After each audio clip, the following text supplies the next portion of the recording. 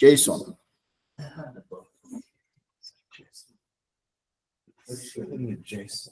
JSON and bash file are mine. Okay, so let's put this here. And let's open our main man who helps us a lot. Not you. Our main man who helps us a lot is our main man. Yeah. Yeah, I'm admitting someone first. Let me admit people. I should make the meeting that everybody can join. Hello. Foster, hello. We are in Rwanda with the Rwandese in the Rwanda office today. So the Rwandese and Rwandans are literally enjoying the fact that they don't need any headsets. They are listening to me here. Look at them. Look at them. All right. So as I said, today we're going to work on, we're not going to go on networking because obviously some people are not joining, but we want to do a simple video that will help us going forward because we need it. And it's going to be about files, type of files used in DevOps. Okay, type of files used in DevOps. So what we will look at is we'll go to ChatGPT, we'll do a document, and then we'll put all of this information in there. Okay. What are some of the most common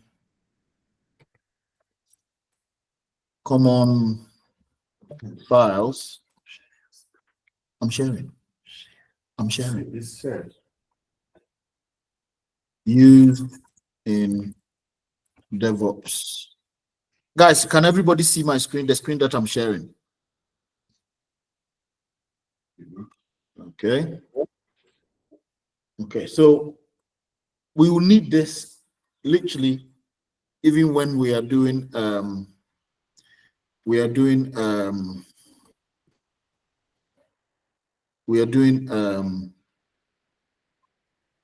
VPCs. Okay. So these are some of the files. Okay. We have right. This guy, you have to tell it. Okay. Okay. Everybody knows what a CSV file. What is a CSV file? Comma separated values file. Okay.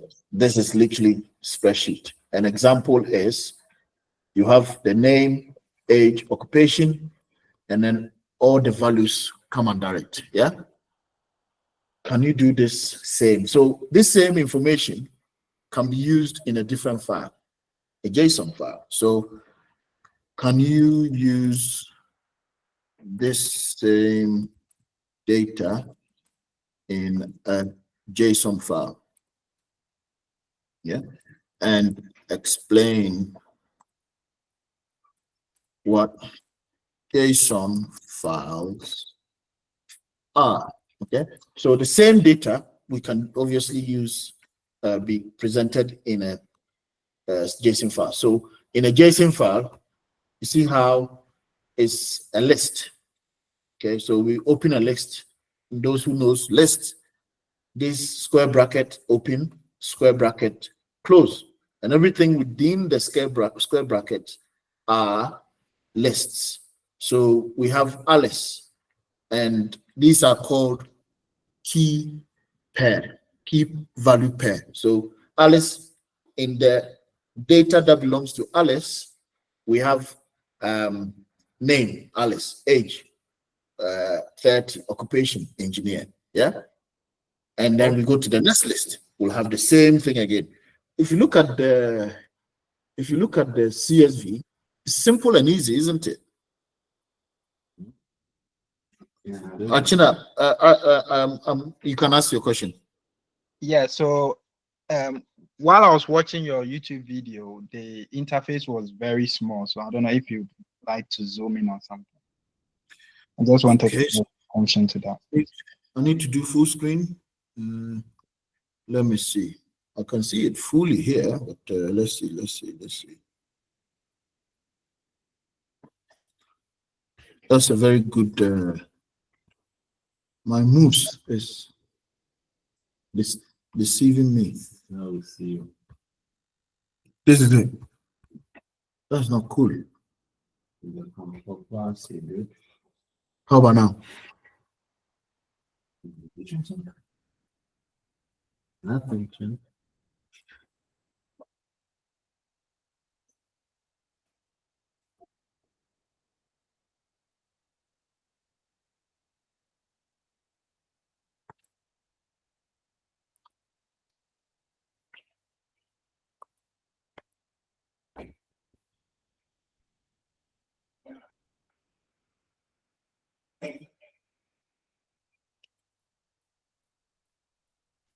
One minute. Hold on. We'll continue because it's very important that when you're watching the video, you get to see what you should see, not. It's not.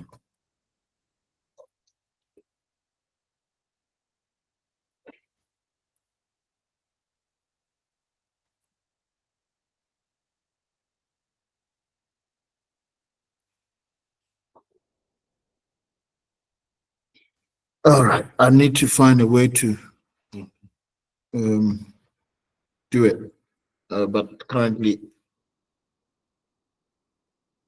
but it's not that. It's this. Look, this is what is here. So this is what I'm sharing, and if I could. Look, if you can increase the size of the font inside, Okay. just normal browser. Okay. Let's see that if it works. Okay. Go here. And then let me take my mouse.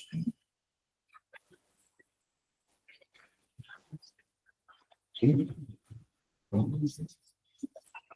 It's after the recording, the most important thing, which is. So we're gonna have to restart because I will. Okay.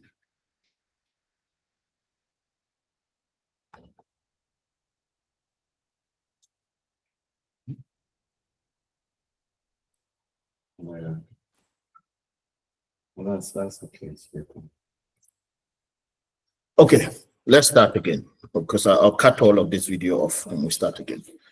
As I said, today we are going to do a very important topic that as a DevOps engineer, you need to know the type of files that we have, because most of the applications that we will be using in DevOps, like Terraform, Docker, Ansible, CloudFormation, all these tools, you're going to be interacting in these files, these type of files. Yeah. So I'm going to introduce you to some of them, and I will start with the CSV file. It's easy for me to explain these files to you, at least JSON and YAML. So everybody knows what a CSV file is. It's an Excel. Okay. So first, let's start with the Excel. How will this also look like in Excel format? Yeah.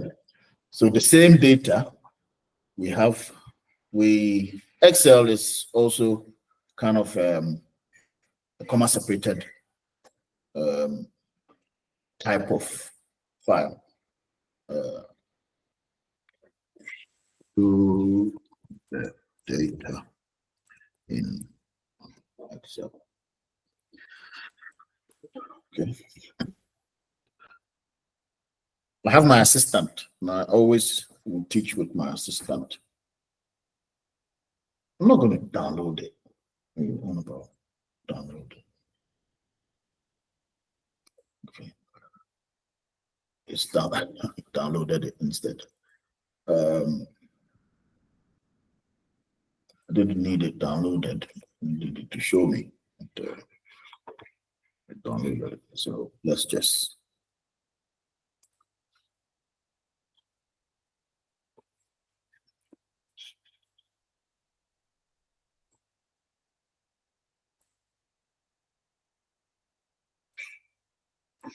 So the same data, yeah? This is it. This is also a comma separated file in the backend, yeah? But to make it graphically nice, you put it XL, XX, yeah? So name is a key, we call it columns here. Age is a key, it's a column. Occupation is a key, it's a column. And the values will be in these rows, okay?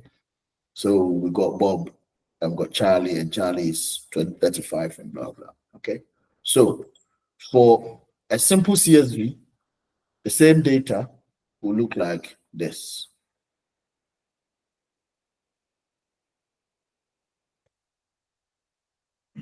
There, which is a CSV, okay?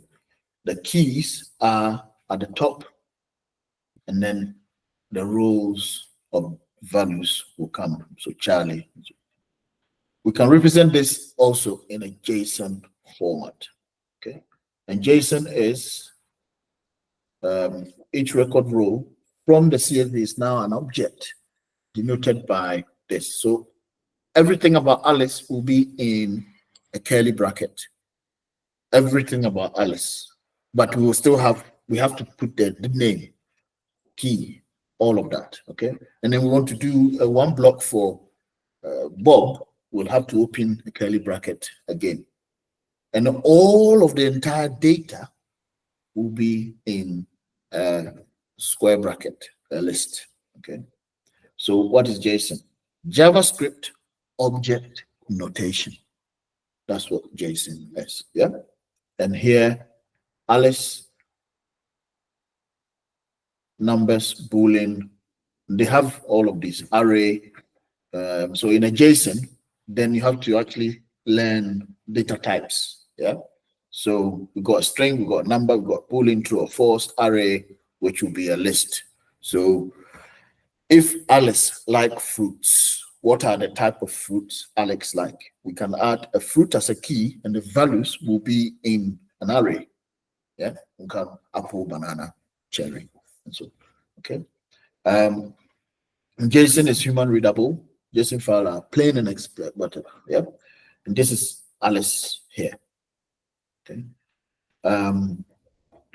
You can learn a bit more about JSON. This is a typical JSON environment. So in this data, which starts from here and finishes here, yeah, you see there's a curly bracket that starts at the top here and finishes at the bottom here, okay? Not that, this. So this curly bracket at the bottom here and the one at the top here. That's one block of data for one person.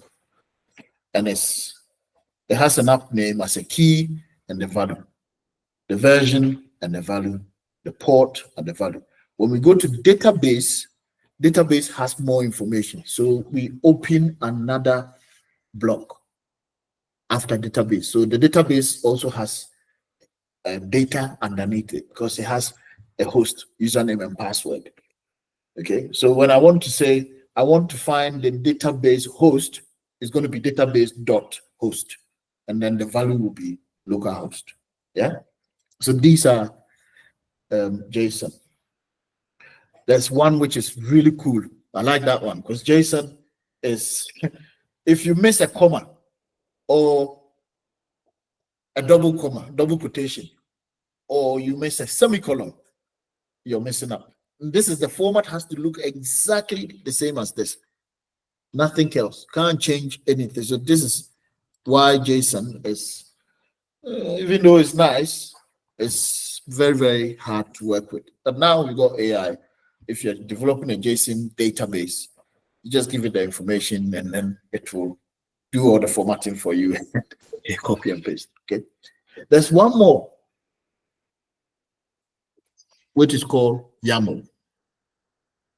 YAML. Have you heard of YAML before? Who has heard of YAML before? You've heard of YAML file before. Yet another markup language. Okay. Okay.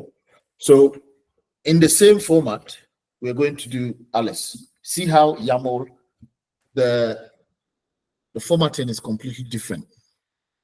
Okay. So it's also key pair, but we've removed all the comma and the curly brackets and the bracket and everything. So one data is denoted by this dash here. That's it. You put dash, name is equal to Alice, age, and YAML knows, and it knows that this is a number, and that is a string. CD.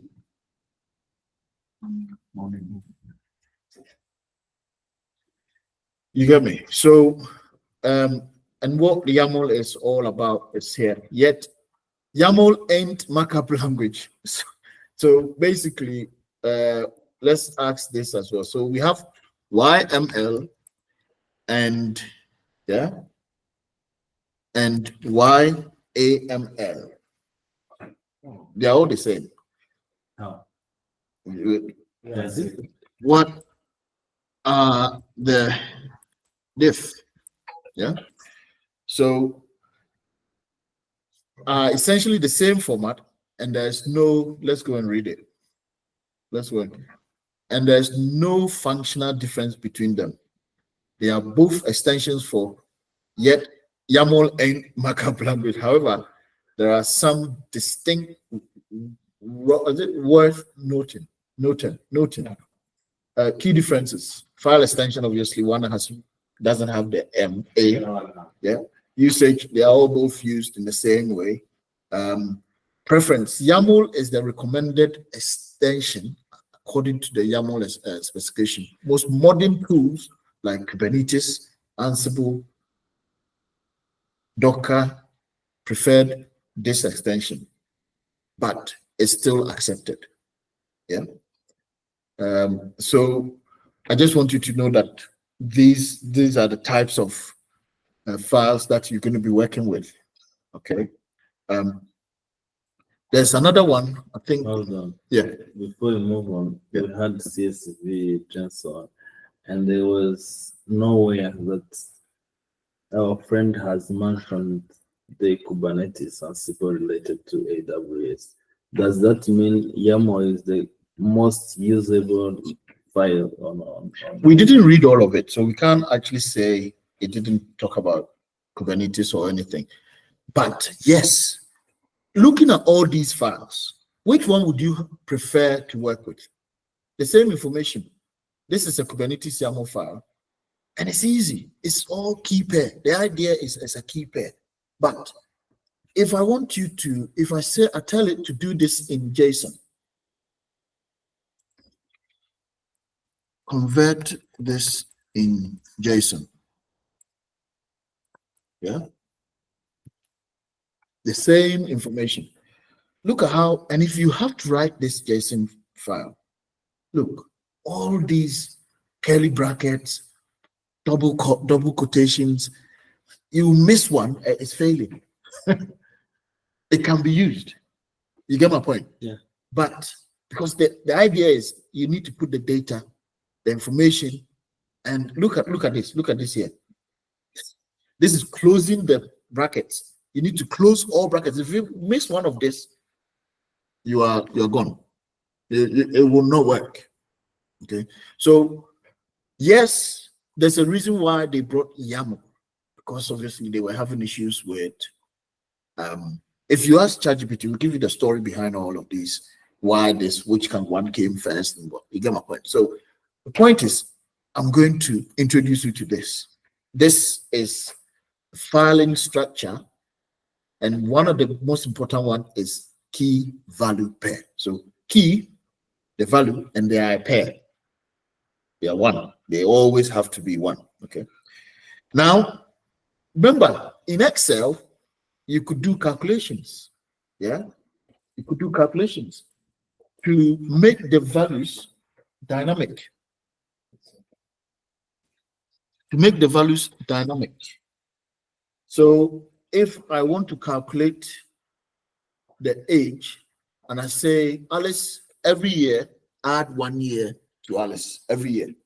So if the year Alice was born in 2020 and today is 2025, Alice will be 5 years old. So I can do that calculation, and when we run a program, this value will change based on the date of the year we are in. Yeah. Point I'm trying to make here is, yes, these files have that ability, and that's what you are going to learn. How to manipulate this, how to change this and make it dynamic. How can I say that Bob has changed his name? I'm going to run a program, and if Bob changes his name, I want to put the name should be there in the program. Yeah. Okay. Now let's use this in an example. Okay. So what we have just done in AWS is create a VPC. Last week we created a VPC, but we were manually clicking buttons in AWS, isn't it? This VPC create, attach this, attach that. There are tools, programs that can be used programmatically to create these without even being logged in AWS. You run a program and it's there. One of the programs is Terraform, Kubernetes, and we have used Bash to do it. In Bash, you are creating variables. The ID is this. The value of the AMI I want to use is this. The security group is this. All of those things. Yeah? Exactly. So that's literally key pair values you are creating in Bash. One of them is called Terraform. Okay, so this is your introduction to Terraform. Terraform, you could use either JSON or YAML, but I can honestly tell you that don't ever use JSON to do your work. It's going to be too hard. So what I'm going to ask our friend is to use Terraform, using Terraform.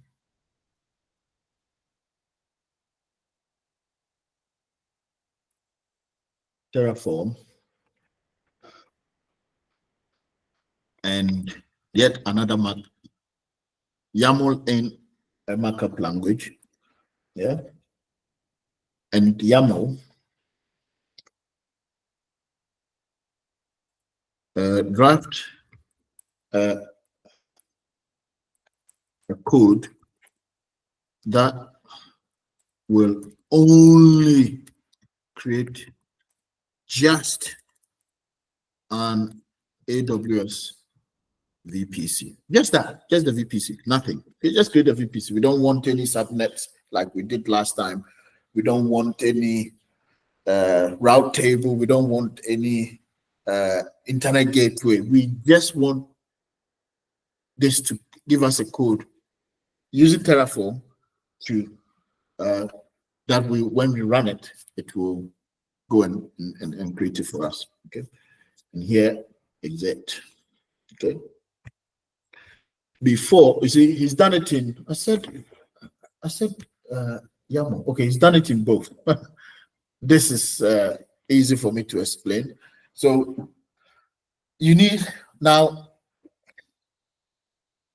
Terraform is a program that you're going to learn. Okay. And to create these resources, you need to, we are going to learn it, but today I'm just introducing to the filing structure. So Terraform is a tool that can be used for Azure, can be used for Google, can be used for AWS, any cloud infrastructure, You can even use Terraform to manage your machine. You can, because it's a configuration management tool.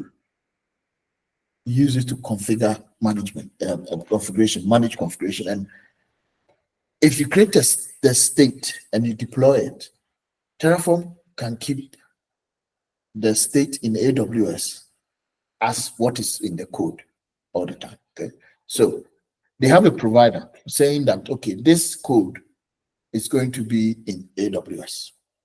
There could be Azure, there could be Google Cloud, but we are not letting Terraform today. They are specifying which AWS region, because when you log in, I remember telling you that make sure you're creating the VPC in North Virginia. So you need to tell this one which region I'm going to, and this is the key and the value. Region, I want to create it in US West 2. All AWS regions have their code. So North Virginia will be US West 1, 2, but I'm not going to code that.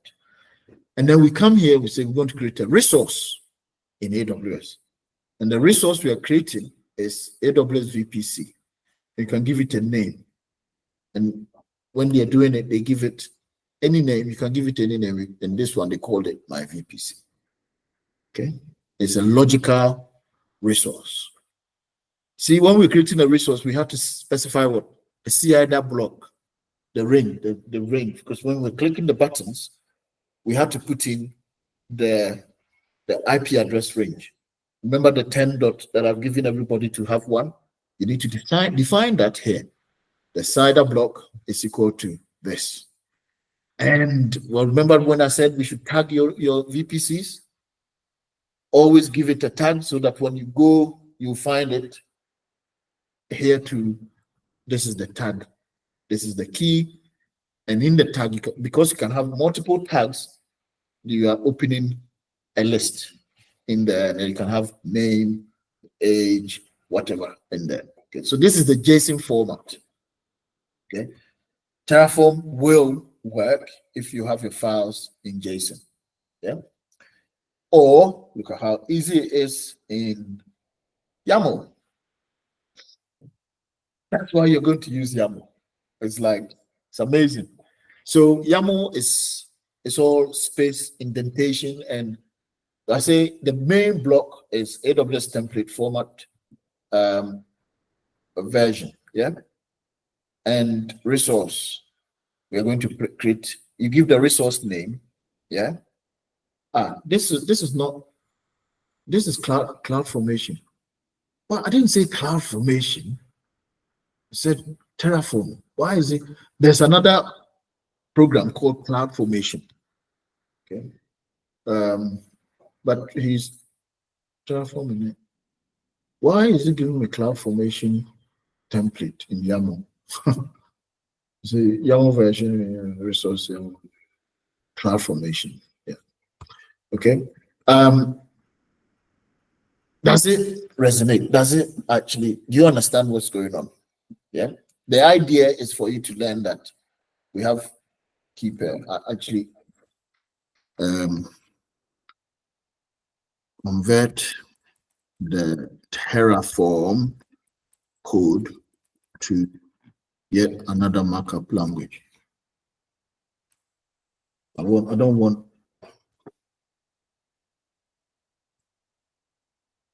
this. Oh, it's telling me that Terraform doesn't use yet another markup language, but it's wrong. It says use CloudFormation instead. I said no, it's wrong. Because I have Terraform code. Let's go to Terraform. Let's see.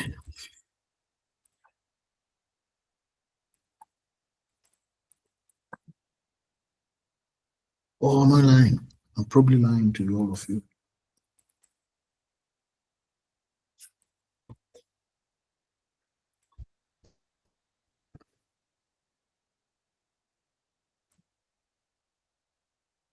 I think I'm probably laughing, telling you wrong things. Maybe Terraform is JSON.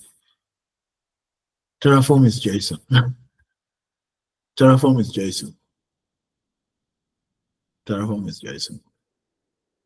This is a lot. Terraform, it is JSON. AWS has another tool called CloudFormation, but that tool is only for AWS. I think every cloud provider might have their own project that they work on. CloudFormation, but Terraform, as you can see, is produced by HCOP. It's an open source tool that anybody can install and use. And then you can use to develop your code. I can show you an example of Terraform code. So what we're going to do is the VPC, as we're creating it visually in AWS, we're going to create it programmatically as well. Yeah. So I feel like teaching you both at the same time is much better than finishing one and then starting again, because I want to teach you the concept of VPC programmatically and also visually. Yeah, we do it together. And that's why I'm trying to introduce you to the filing system now. So this is literally JSON. Okay. Okay. I'm expecting questions. So the Terraform CloudFormation that does what's it called? Yeah, as you can see, HCOP configuration language. Or they call it HCL. So basically, what I think they've done is, so Terraform uses HCL, which is HCOP configuration language, to declare the desired infrastructure, and examples are here. But it's kind of a programming language, yeah. And let me see. Let's see if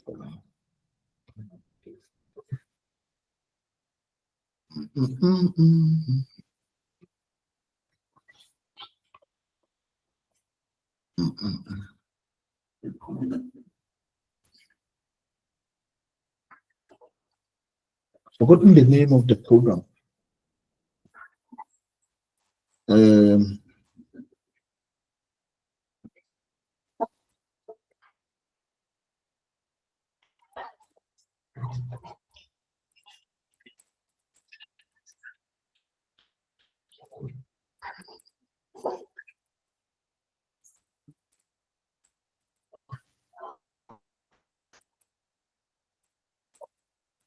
I'm typing around.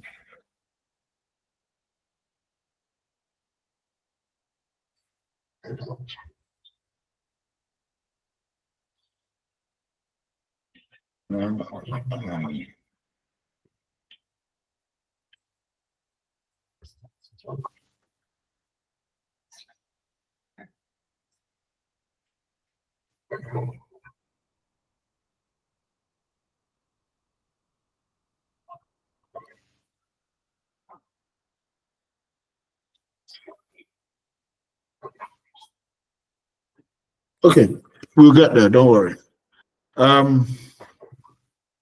I'm expecting questions. I think this is all we can create a VPC, a simple VPC, and then we'll see what it looks like in AWS. Okay, so I'm going to log in into my AWS, and the things that we did with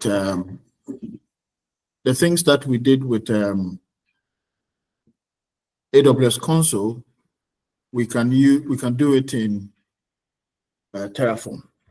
Yeah, I'm not expecting you to do it today because you need to set up your system, install the application, the tool,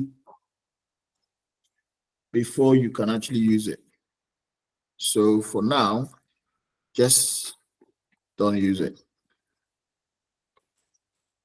Okay. So let me log in into AWS.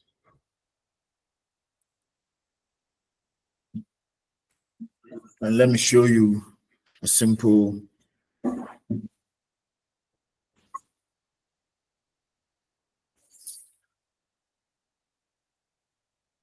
Obviously, today I don't want to go too far. I want to introduce you to this. And when I do, you start watching videos on your own time, in your own time. Okay. So, oh no. Oh no.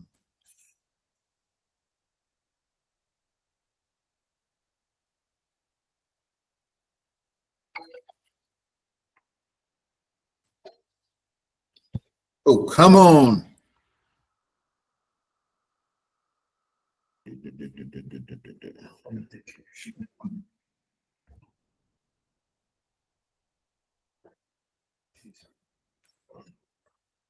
Right.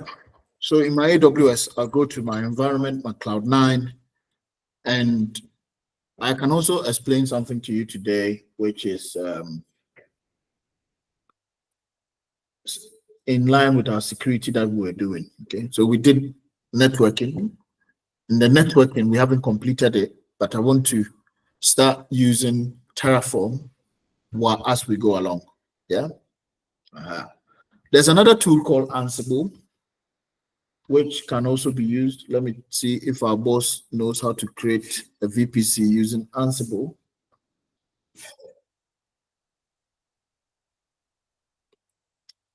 Okay. So can you show me how this same VPC can be created using Ansible, which is also another program? Okay. Yeah. Ansible is actually using YAML. Yeah. I think Ansible you can use both. Yeah. So the same thing.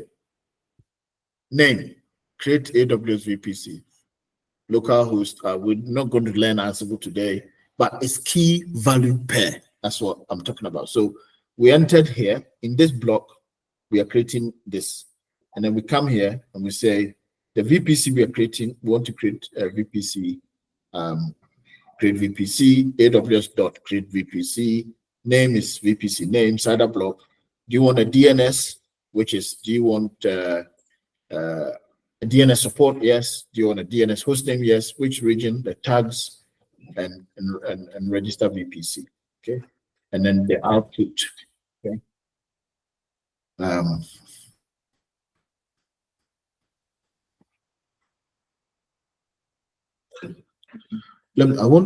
looking at something that I've forgotten. What is used? What program is used?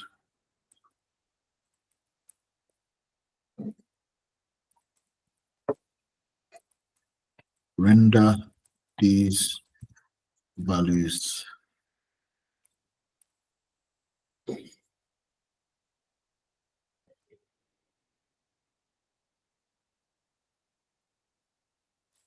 I'm looking for something.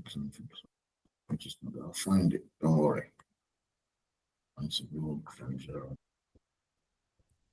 Okay. Interface. Right. So let me log in again. So today you've been introduced to files, different type of files, most importantly, JSON file, and I used a CSV, which we don't use to create resources in AWS. Someone is a CSV guru. You're thinking, oh, so can I just create an Excel file and then no. I was just trying to show you what the key value pair is. And then we went and did JSON, which are going to be the two. Let's see if Groovy is also one of those. Can I also use Groovy format to somehow create this VPC using something like Jenkins. Okay. So if I wanted to use Groovy, how would the code look like? And this is Groovy. It's also JSON. Yeah. And if you wanted to create a user that Jenkins, this is how you write Jenkins code. Yeah. So all the Jenkins that you've been running, someone that Kobe is sitting in the back end developing these Groovy codes. And then when you go and click the button, it's literally a code. Now it's nice, isn't it? It's a code that actually does everything. So when you, example, when you go to here, this is the Jenkins, isn't it? And let's say I have one test. I'm not going to share. So I've got my own test pipelines. Yeah. And if I pick one of them and I say, I want to do this one, all of this that when I build, it does things, is code. And the code is literally in the background. You don't see it. But we had to write a Groovy type of code. I can show you the code in the background that does this. See? So when you say the Jenkins is not working, then we'll go and check what's going on. Why is it not working? Blah, blah, blah, blah. So you need to know how to deal with, and this is Kubernetes. It's also used in YAML. So in Jenkins, we use Kubernetes and Groovy within. So we use Bash within Groovy, YAML within Groovy to come up with a solution. Yeah. Cool. Files. That's all I'm trying to teach you today. So let me continue the login. It's a bit confusing. Ask questions. Ask questions. Ask questions. These are options. It's like when you go to the restaurant and you say you want water. And then they ask you, do you want it in a glass? Yeah? You said, yes, I want a glass. How can you use two, let's say, program or platform to generate one code without running one specific thing? So each one can stand alone. You could use Ansible and you be a guru in Ansible. Everything you do is Ansible. Everything you do is Ansible. Yeah? And you can do your work. You can create VPCs. You can manage this. You can do that. Okay? Some of them is a state management, so configuration management. All of it is infrastructure as code. But some of them can manage the state. If you create a VPC now, yeah, and you gave it a tag, a name tag of Jean-Luc, and someone goes there in the console and change the tag to Jean-Luc 2, yeah. Terraform is the tool that can help you to manage that drift or changes. Because if you run your Terraform, it will tell you that, oh, I've seen that what I have, I know, or what I created, there's a difference. Someone has changed. And that's why it's good to use something like Terraform to manage your infrastructure. So when we create the infrastructure on AWS using Terraform, if a change is applied, we can revert that change. All we have to do is to go to our console and run the Terraform and say Terraform plan. It goes there and it comes back and tells, oh, there are changes that has been applied to the infrastructure since you left. Do you want me to revert that change? Say yes, it will remove the tag and put the correct one there. But you don't have to do anything. The code is in GitHub, it's sitting there, and that's what we call infrastructure as a code. Yeah. And every time I want to make sure that my code is at that, my infrastructure is at that state that is defined in my code, I just run the command. Yeah. So any changes will be reverted, or it would also, do you want me to add this change to the code? Yes, I want you to add it to the code. Yeah. And Ansible can also do that. Ansible is really good for managing infrastructure in computers, in the systems itself. It connects to the system, like a Linux system, and it will manage your programs like Nginx, or your programs like every application that you have deployed. Ansible is able to do that really well. User management in the system. So if I want to create a user, I can actually use Ansible, and it's all also coded. So Linux system management, I can use Ansible, Chef, Puppet to manage it remotely as a code. Yeah.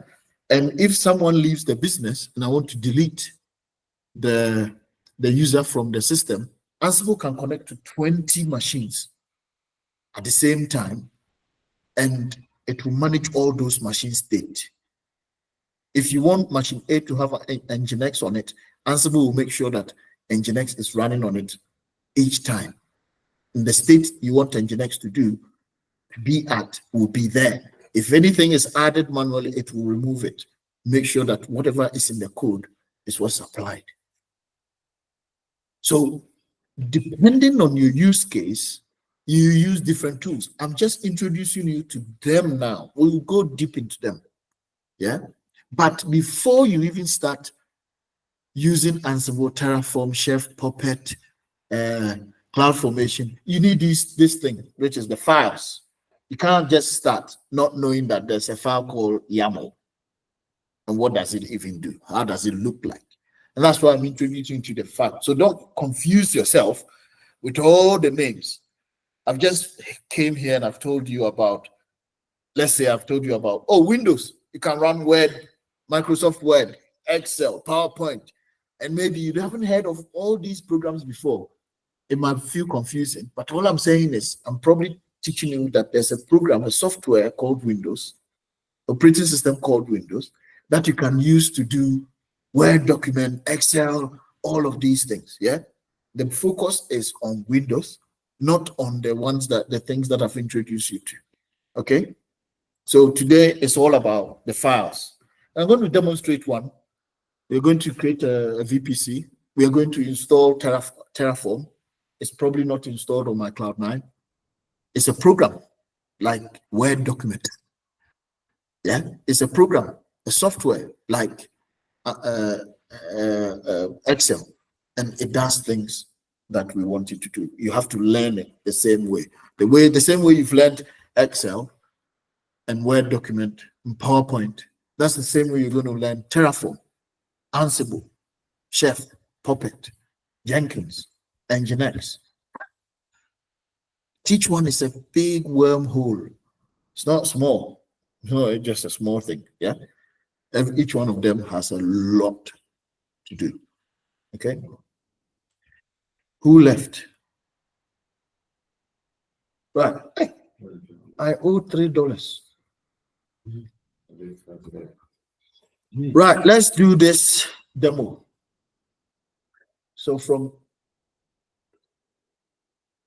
we will learn next time we meet, or we will learn. See, CloudFormation is here. That's AWS's own kind of Terraform. Yeah, it's really a very good tool, and create anything you want in AWS for you. All you have to write is the code, and then you run it, and then it creates it for you. Okay, we are in North Virginia. Let me go into my Cloud9. And I said we were going to find another tool because Cloud9 is not accessible with the new guys who joined. So, Chris, I want you to ask a question. Or you know about these file types already?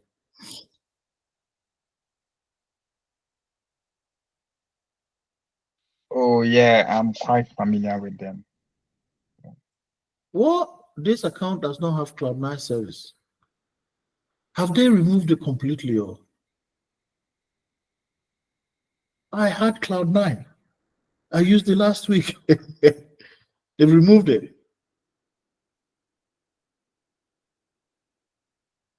Let me see. I used it last week. I think they've completely removed Cloud9. Oh my days, AWS. They did warn us that they're going to deprecate that service. I use Cloud9 for work-related things.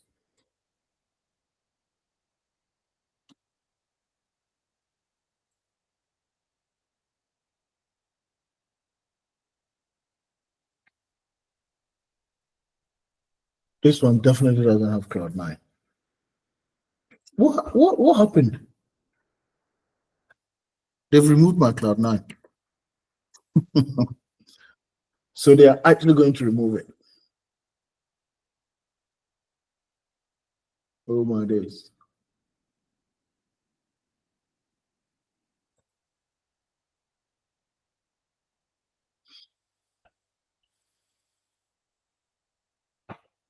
Okay, this one is there. Yeah. Error loading your environments. It's not authorized.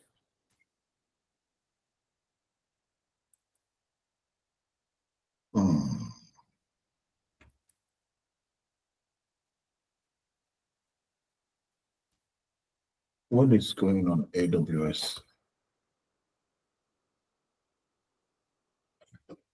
I yesterday, last week, I definitely used this account, and they're telling me it doesn't have Cloud9.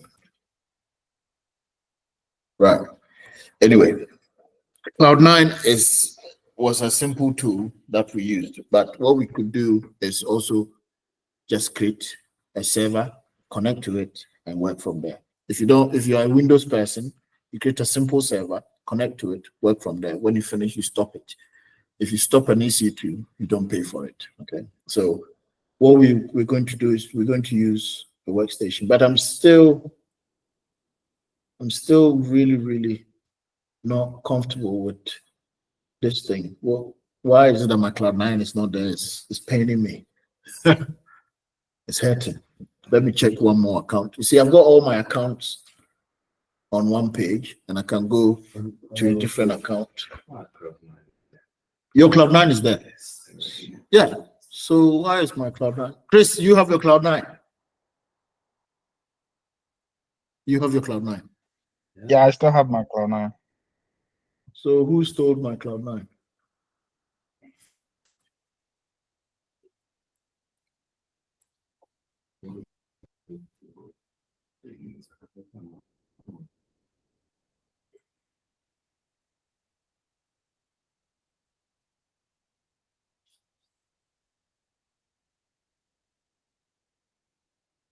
Oh, might be here. It's not there, but I can create Cloud9s here. Okay, I'll create an environment then. They allow me to create one here. Okay.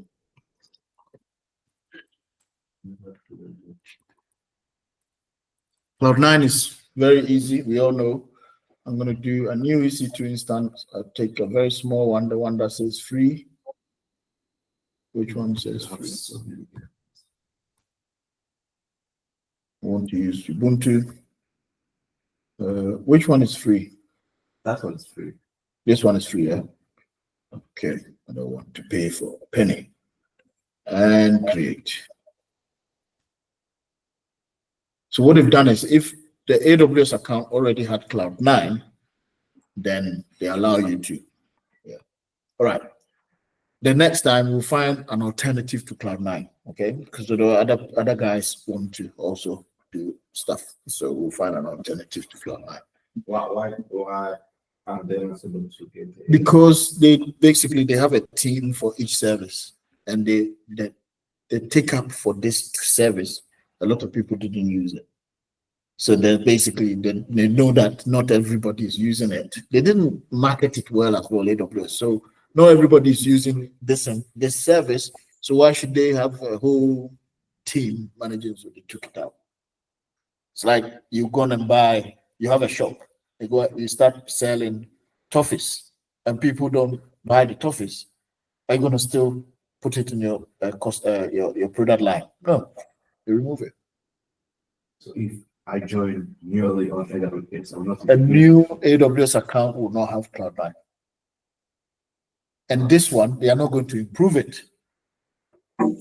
likely at least that's Yeah, those who already came will obviously have the tool until you don't want it anymore. I think maybe if you read up on it, they probably will have a time where they will let this one go as well. Okay. So the good thing about Cloud9, and one thing I'm going to teach you as well is AWS users. Okay. Now, let me quickly show you this thing, because it's also very important. I think it's a course that I should have done on its own. Yeah. Now, AWS gives you a data center. Yeah. Gives you a data center. And in that data center, you can create resources. You can do things. But they give you the data access to the data center via internet. That's all cloud computing is someone's data center, but you have to access it via internet. Yeah. Forget about all of these. Okay. This is where I create my diagrams.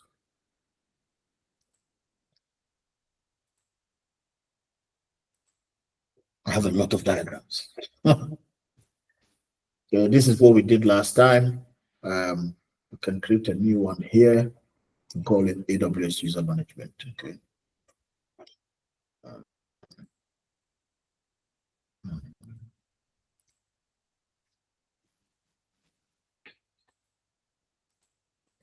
Okay. Now, in the data center, just like your computer, your laptop, your computer, they give you a data center and they give you access. And that's the access that you use to create the account with AWS is the root user. Root, the most important user ever. And that's what you've been using to log in every day. Yeah. So now there's only one user. That user is called the root user. Yeah. AWS recommend that we shouldn't use that root user at all. There are only two things you want to use that user for. That user can only do two things: delete the account and create the account. It can also do everything as well. But because it has the ability to also delete the account, they recommend that don't use that user. So you create yourself your own user that you are going to use to log in, and you give that user permissions. Okay. But we're not doing that today. So let's say we have our AWS account here. Okay. This is our AWS account.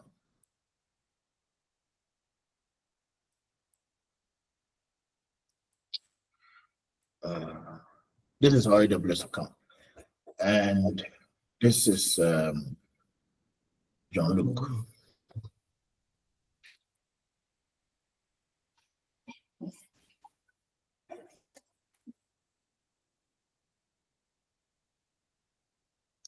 This is Jean-Luc. Look, Jean-Luc they don't have tie on. Yeah. There are so many ways that Jean-Luc can access his data center via the internet. Yeah. So Jean-Luc has a laptop.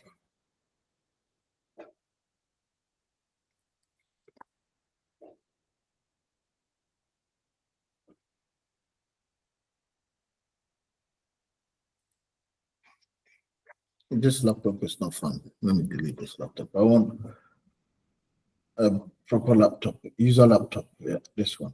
Let's use this one. Yeah. Jean-Luc has a laptop. Okay. Now,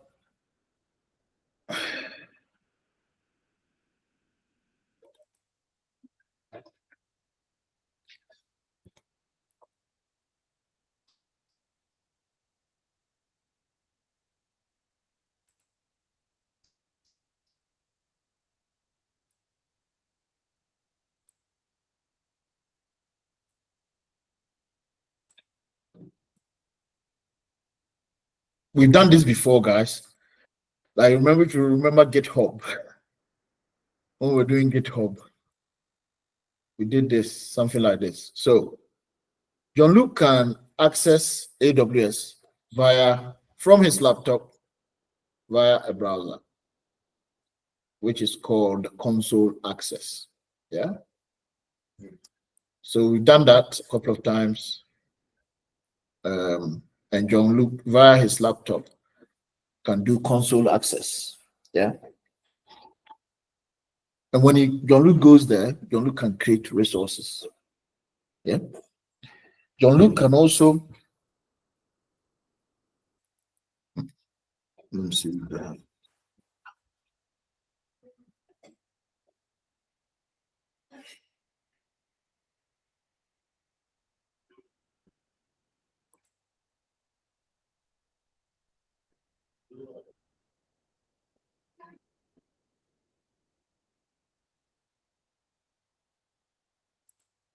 Jean-Luc can also use CLI to access AWS. Okay.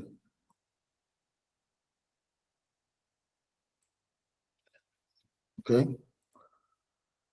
So, and these will do things in AWS. It will do things in AWS. It will do things in AWS. Okay. Okay. This is the only two-way, or SDK as well, when you run a Python script, but still, let's call it CLI, command line. Okay.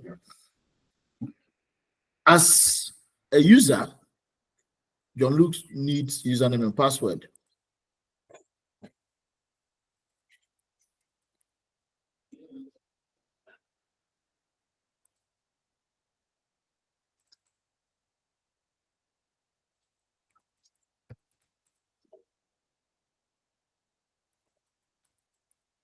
Okay. You need a username and password to then go and access this from the browser level. Yeah. Yeah. The same as GitHub. When you're using CLI, can you only have input? I'm not sure. Thank you. I'm not. Okay. So, who can then, Chris? This question is yours. Who can tell me, using your knowledge from GitHub, if we want to access AWS and we use browser, and we have been able to use username and password. If we are using CLI, the command line, like when we did git push, what do you think we would need to go and do things in AWS? Think about your GitHub. Chris, this question is on you. Do we need the keys, public keys, and a private Yes, key? tokens, keys, access keys, some key, which is not username and password. Yeah, some key. All right. Now, another way of, so these are the people who can do things in AWS. You can create as many of these people. So Jean-Luc can create myself, so can duplicate Jean-Luc. Say, Bernard, can you go to my AWS and go and do ABCD for me? So he will create a username, my user, and pass the password for me. And that user, Jean-Luc would then give you that that user, what I can and can't do. Those who have done IT support here knows how to give users roles, permissions. If you come in, okay, we have someone who needs to come into our account. Let's create a user for them. Yeah. And then we create a password. We share the password with them. We tell them to change their password because we don't want to know their password. So they will change their password when they first log in. And then that's it. But we need to then give them a role or what they can and can't do, can't we? Yeah. So my point is, you can create as many users on AWS. I think it's over 1,000 or something like that. users on AWS, and they can all have roles and permissions that they can come and do. Yeah. There's one more person. So in AWS, there are resources that you can create. One of the resources that you can create is EC2. Yeah. It's an EC2. And last time, I think we created one EC2. Yeah. So we create an EC2. We can also create Cloud9. Yeah.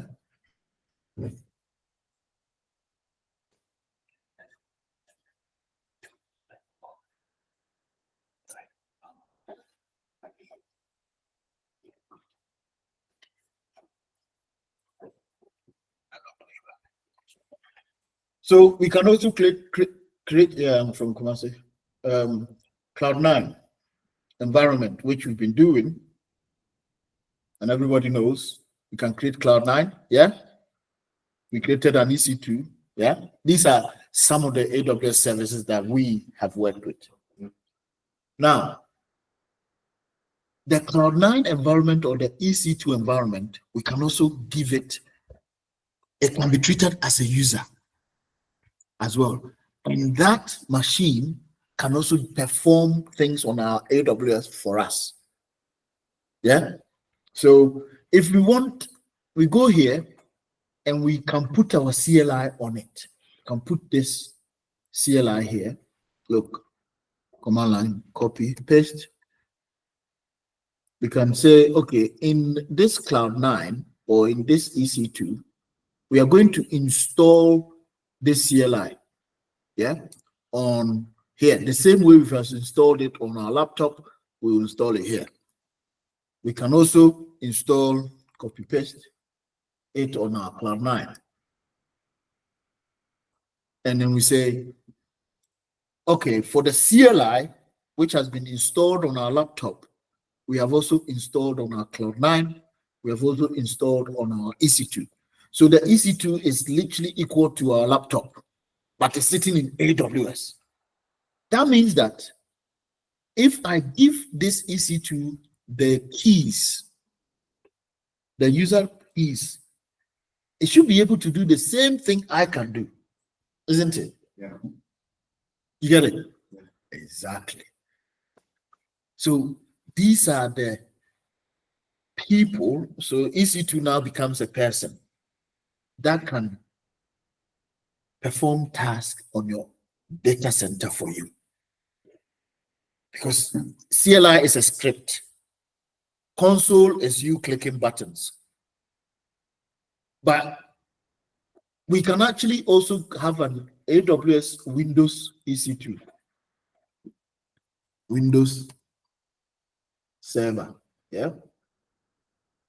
AWS can also give us a Windows server on AWS. And that Windows server can also use browser, because you can log in into that use because it's a Windows server. Linux EC2 doesn't have a front end. It's just the command line. I think they have also a Mac on AWS now. MacBook machines, virtual machines. Yeah. So you can log in remotely to your new Windows machine, and then you can open the browser there and use the browser to do things from this Windows machine.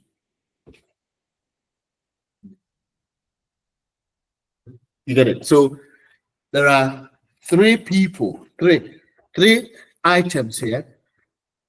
We can log in, do things in AWS on a browser using a username and password.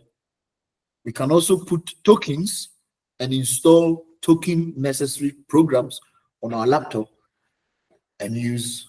And some of the token necessary programs are Terraform. Terraform will go and create a VPC. When you're using Terraform, you need to give it the permission to go to AWS to go and create the VPC for you. Yeah. So you can configure CLI on your laptop with your token. You can configure CLI on an EC2 on AWS with your token. So AWS, the VPC will be created from the EC2. or we can do it from the Cloud9, or we can do it also as a browser or a CLI on this Windows machine. And all of them will create the VPC if they have the permission.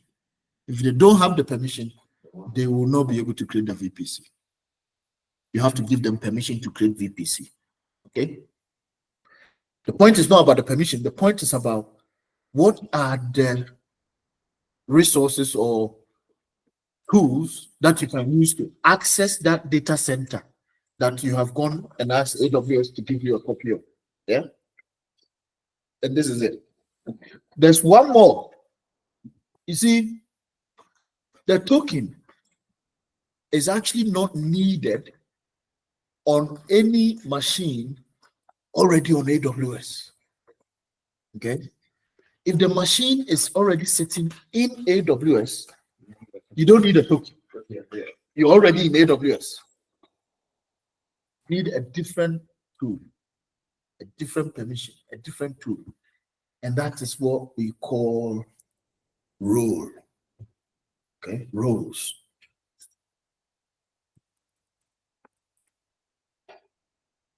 No, they don't have a picture for role.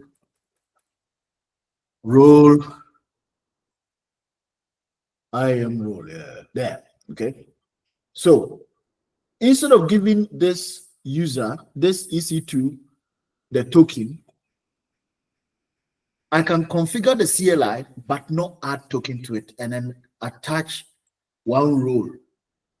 I'll create a role which is more or less like you're creating a user in AWS, but it's not a user that has username and password. It's just a role. And I'll give this EC2 a role, and I'll give permissions to this role. So as soon as I attach this role to this EC2, then everything that I've told this role, this machine can do. So all I need is to get into this machine.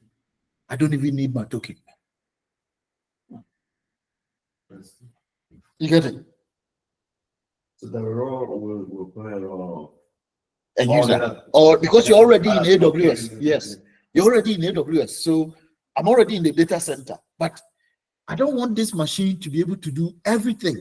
So I create a role and give the role permissions and attach the role to the EC2. So those permissions are the only things. Exactly. Same way I can attach a role to this. I can attach a role to, I copied and pasted the only one to this. One other thing is, even in the browser, I can actually create one role and leave it here. Okay, I will leave the role here. Let me leave it here. And then when you log in, you can log in with your CLI, yeah? You can log in with your browser, but I will not give you any permission. All I'll tell you, to come into AWS. You click anything, it will not work. You are able to log in, but you cannot do nothing. I'll create one of those users in one of my accounts, and I'll give everybody access, username and password, and I'll not give you any permission at all. Go into my AWS account and see what you can and can't do. Okay. So, but then when you come in, I can say that you can assume this role. When you log in, you can then assume this role. Even though you don't have any permissions, you can also assume a role. Just like CLI is also, the EC2 is also assuming, or you as a person can also assume the role. And every permission I've given to that role, you can do it.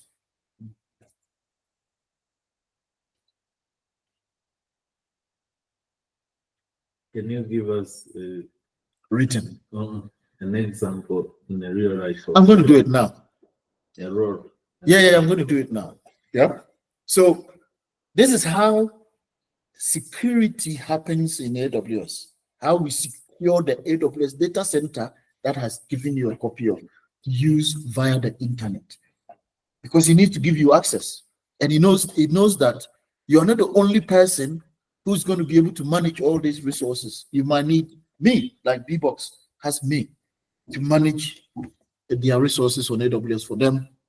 And I need to also allow Kobe. I need to allow this. I need to, you get my point, to come and do something. So I need to be able to manage usernames and passwords, roles, and permissions. Same way you would do on your laptop. For your Windows server, you create a user for person A, you create a user for person B, create a user, and then you give them permissions and roles. Yeah, and they do it. Yeah. So this is any questions, Chris? Yeah, please ask questions because you have a tendency of sleeping.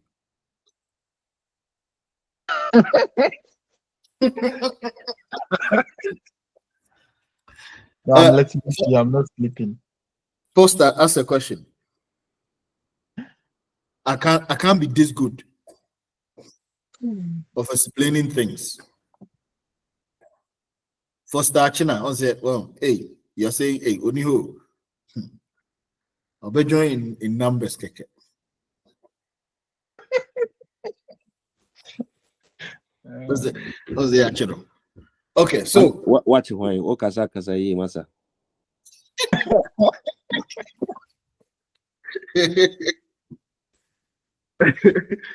Okay, so now I'm going to, in one of my AWS accounts, I am going to create users for all of you, and you see how I create the user. I will make sure that that user, when they come in, they can't do anything. Okay. Now, the tool or the service is a service that is used to manage users and permissions in AWS is called Identity and Access Management Service. Yeah. Identity and Access Management Service. AWS also likes abbreviations. Do you know what EC2 means? Elastic Compute Cloud. There's two C's, compute and cloud. So there are two C's, and so EC2, Elastic Compute Cloud. Yeah. They have a lot of abbreviations. Okay. RDS, Relational Database Service. Yeah. You need to learn these things. Okay. But we haven't got to AWS yet. As by the time we really actually get there, you will see that a lot of things make sense. But one of the things I really want you to look at is identity and access management. Okay. So if you go to services, you can see that AWS has a lot of services, a lot. Let's say all services. They give us all services. And if you go to identity and access management is there. There it is. Well, this is key management service. See, manage access to AWS resources. IAM. They have IAM, but they also have Identity Center, manage workforce usage, access, manage to Microsoft accounts and cloud applications. So, but let's just do IAM on its own. Okay. So you go there, you click it. You can also search it. You just put IAM at the top and then you get there. And this is it. From here, you can create a user, you can create a permission, you can create a role, you can create all sorts. Currently, I have 2 users created. 4 users created. I have 11 roles. When the account is created, AWS automatically creates some roles. And when you create a Cloud9, AWS also create a role for Cloud9. Okay. Policies are the permissions that are attached to these users and roles. Okay. So if I want to define a policy, I'll do it here. And guess what? A policy is created using JSON.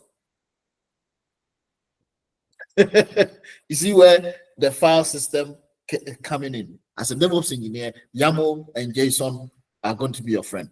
Yeah. If you're doing policy from, you can create a policy using CLI from the command line, and you can create a policy using the console. Yeah. So look at example policies. And AWS also already have their own managed policies. So these were for Cloud9 and a Lambda function that we created. Okay, so these are policies. And in this policy, what can AWS, the system, do? They can use CloudFormation. That's it. They can only list CloudFormation. You can actually see the JSON, see? JSON, and this is it. Statement, curly brackets, comma, all of those things. The good thing is you got AI now, it can create you any policy in AWS. We have to learn it by heart, but you are lucky. Yes. You are lucky. You can also do it in a console format. So you can click buttons. So let's say I want to add, so you can visually do it. They have the visual one and the JSON one. So you can say, okay, I want to add a permission. I want anybody who this policy is attached to be able to create an EC2. Okay. So I say, I want them to be able to create an EC2. So create. I'd say, okay, now we're going to do EC2.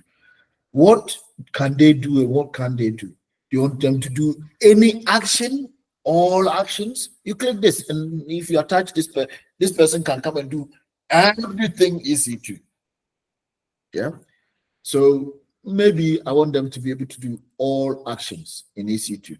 It does tell you that this is a lot of information that you're giving to this person. They can do everything. Do you also want them to do on all resources? You say yes, but I can restrict some things. Okay. Specify instance resource ARN that you want them to work on. All of those things. So you can select what you want them to. So let's just say I want this person to be able to do everything. They also have conditions. I want this person who assumes this role to have an MFA authenticated. If they didn't have an MFA and they log in and they've been able to log in, because they didn't come with MFA, don't allow them to do anything. So I can set this to true. Because we can create a user who has an MFA and a user who doesn't have an MFA.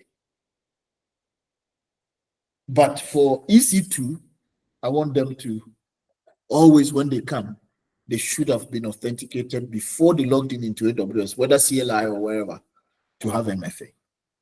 I can take that. I can also take from a specific IP address. If this person who still have access is not logging in from his house or the office, then it denied them. AWS goes deep. So I can actually say, which IP address do you want to be used? Because remember when we were doing packets, a packet, these things that you go into AWS, you're sending API calls to AWS. So the browser will take all this information. If you say create EC2, it will have information about everything create EC2, and it will send an API call with that data in a packet to AWS systems. An AWS system will receive that and perform those actions for you. So when the packet comes, it will have your IP address. If did you authenticate with MFA? All of that information will be there. If that information is not in this packet, don't allow this person to do anything. Okay. You can add more conditions, and you can say that, okay, let's say I want him to be able to create only this EC2 and only this EC2, and that's it. Okay. You can actually specify which EC2 you want them to create or not.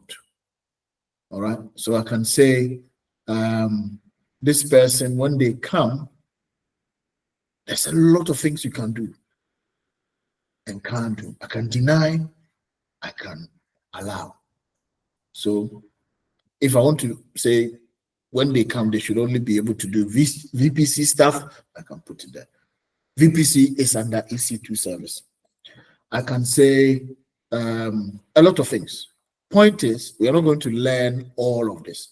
I can specify which region I want you to create in. So if you go to West Virginia, it will not work. Go to London, it will not work. Yeah, I can do a lot in access management. Yeah.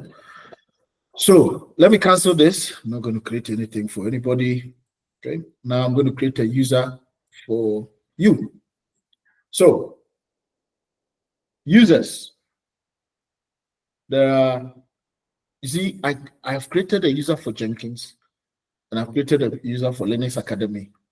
It tells me that in 2000, whatever years, days, nobody has logged in. I created a user for myself and I'm not logging in. The last login time, date, all of them. Access keys are there. The keys, the tokens are also there. The age of the tokens and when the tokens was last used. All that information is there. I can also find out what you came, what you did. Everything you did, they put it in another service, a log of it.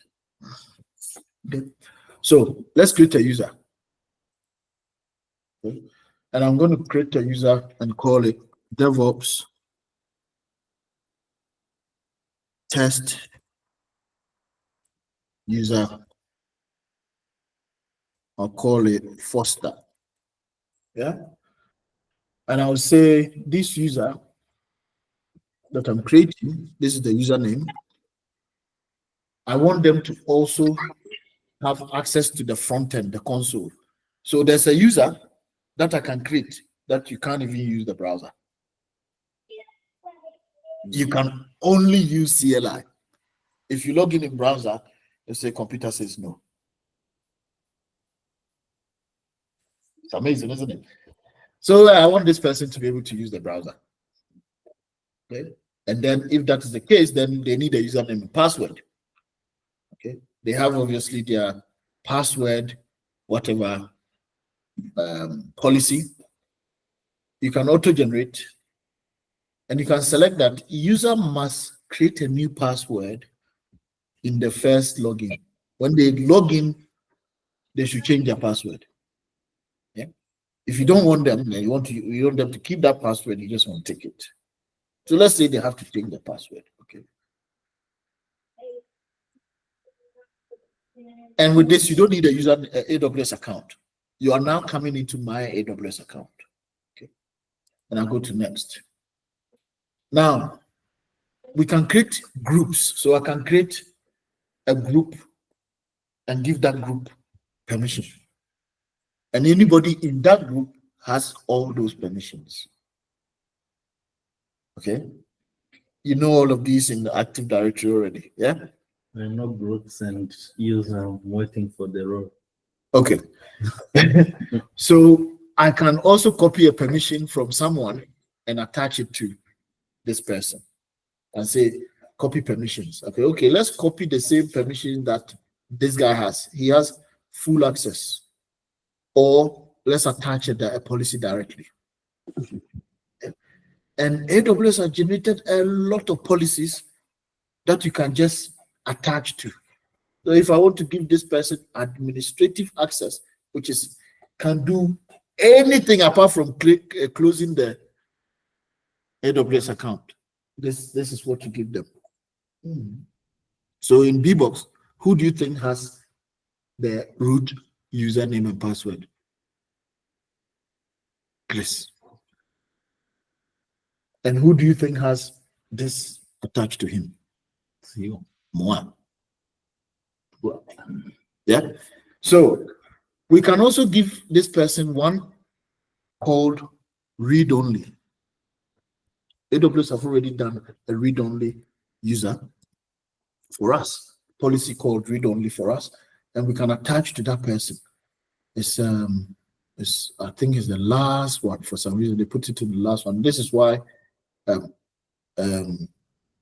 experience works, because I know that is in the last one. Because we have read only for EC2, we have read only for IAM, we have read only. If you type read only, then all the read onlys come, because I can say read only everything or read only specific thing. So I can give him read only. So when he comes, he can go and see everything. Can't do nothing, he can really see it.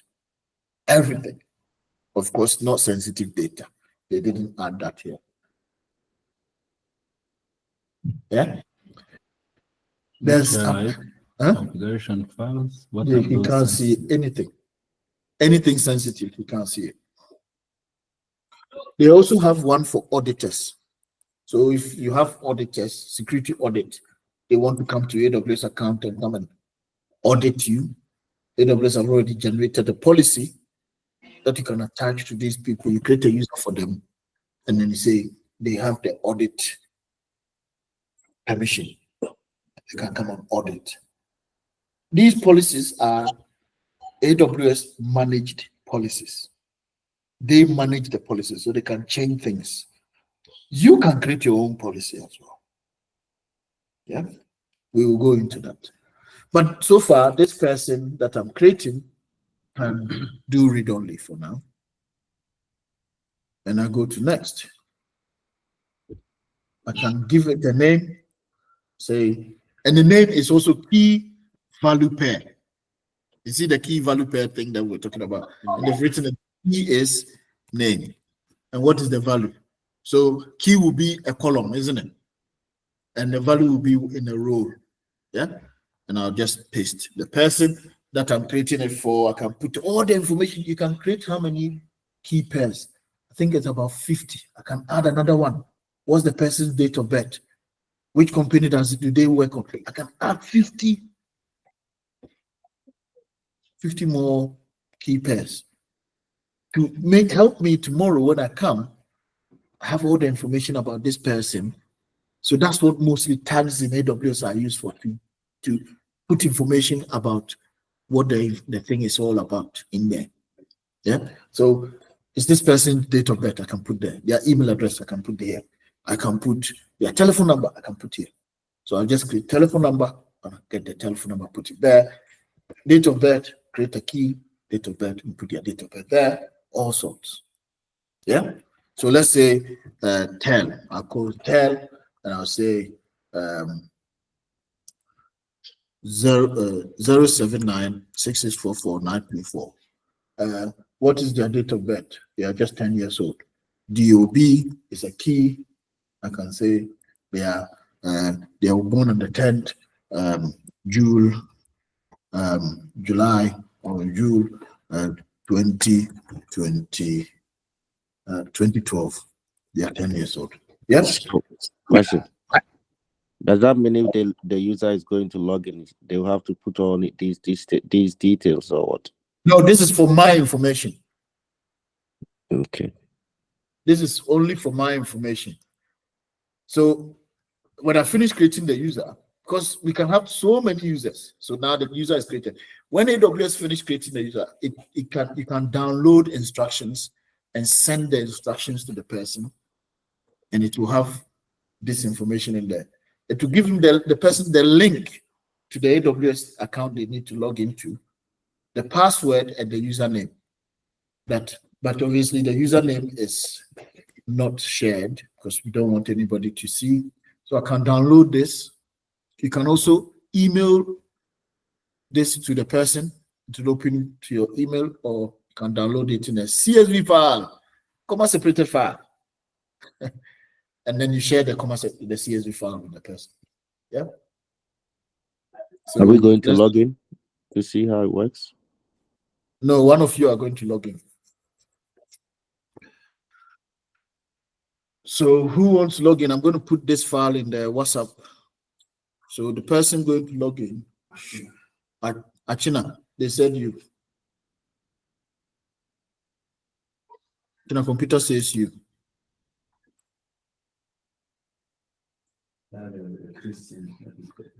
So Foster or Christian? Oh, No, there is only one Achina on the platform, my friend. Yeah, there's only one Achina. Christian, remove that name. That's Foster is the elder brother of Christian. Oh, Wow. So I was the big brother. he needs to keep the family name, not the small brother. That's why he said there's only one Achina. Okay, so I'm going to share these details. One of the Fosters, or the I'm not even going to say, I don't want problems. Wow. Saturday, because I was going to say one of the Achinas. But My friend, but my don't name think- on this platform is Foster. There is only one Achina. Okay, your name on this platform is Foster, and that means what his name is also Christian. There's only one Achina. Okay. So I'm sharing the CSV in the chat because the password can only be changed once. Whoever uses it, use it. They will change the password because I've said that. So someone, Christian, log in. Or Foster, are you going to log in or Christian? No, I'm not with computer. I'm just watching. Right, I need Christian. to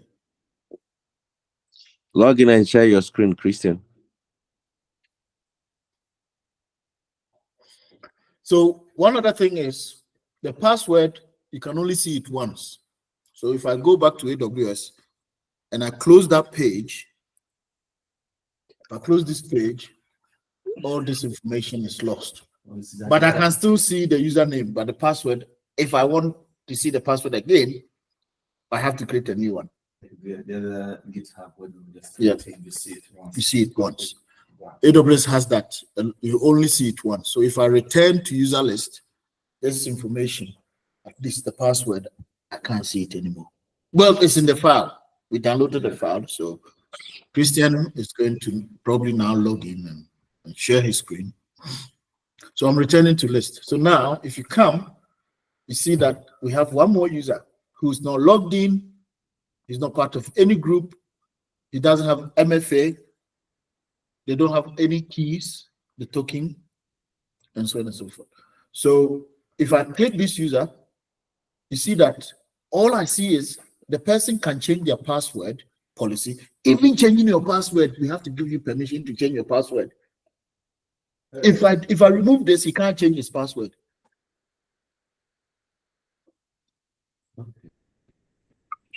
You get it? So anything that you have to do in AWS, we have to have permission for it. Anything, including So- changing your password. Means this one came because you selected that you need to change the password. Because I selected change your password, AWS automatically added that to it. Because if you're saying that the person should change their password at the first login, then they need permission to be able to change their password. So automatically in the backend, AWS added that to it. Can this person change the password and lock you out? Lock me out. No, this is what they That's can do. good. This is what they can do. They can't lock That's me all out. we do. They can't lock me out. How can they lock me out? Yes, Christian. It's fun, isn't it, AWS? And just this is a job. Yeah, That so you I'm can do. sharing. I'm sharing my screen now.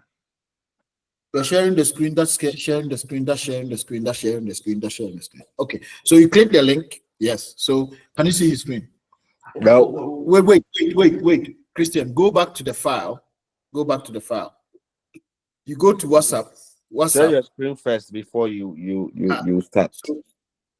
So this is it. So that when he opened the file, this expand the rows, expand the columns. When the file that I downloaded and shared, this is the information in there: password, console login, and all he did was copy the console login link and put it in the browser. It will open the page that you need to log in completely. That's it. And this is the page that he's saying. Yes. Yeah. So now he's going to put the thing in there, the link, and it takes him to this page. Yeah. When he puts the username in that, you need to put the username in that, and you put the password. Okay. That's why I was lost, because I was still looking seeing your screen. Okay, now I see Christian's screen. Yeah. Is he And then it says is he sign in. is he logging in now? Okay, good. But then the first sign in will bring another page saying you must change your password. I hate this one. We take that one. Yeah. And now you have to put the old password which I just gave you, and then you create your own new password. Yeah, they're asking me at work all the time. It's so annoying. Every 3 months. Yeah, and we can set all of that as well. You need to rotate your password. I can say rotate password. And in AWS, what we've done in VBox, what we've done, we have an automation system that goes through all our users and sends them an email, say your password is going to expire. If you don't change it, we'll disable your password. And if you didn't change it, we will disable it as well.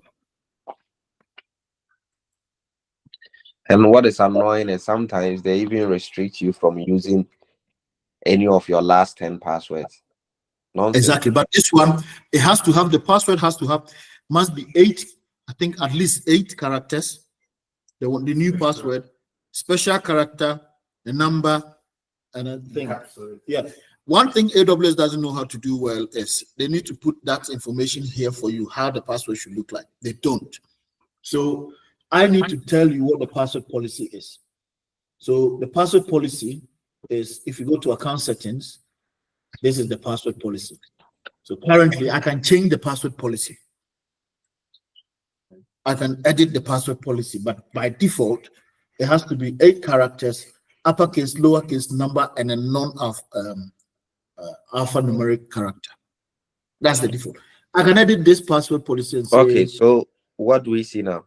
So now he's in my AWS account. Okay. So his view, this is the view from his side. Try and create a Cloud9 or EC2 or VPC or something and see what will happen. Can't do nothing. It's view only.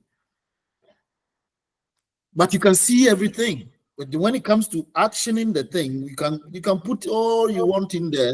When you click create, it will not work. It shouldn't work. If it works, then I'm calling Jeff Bezos.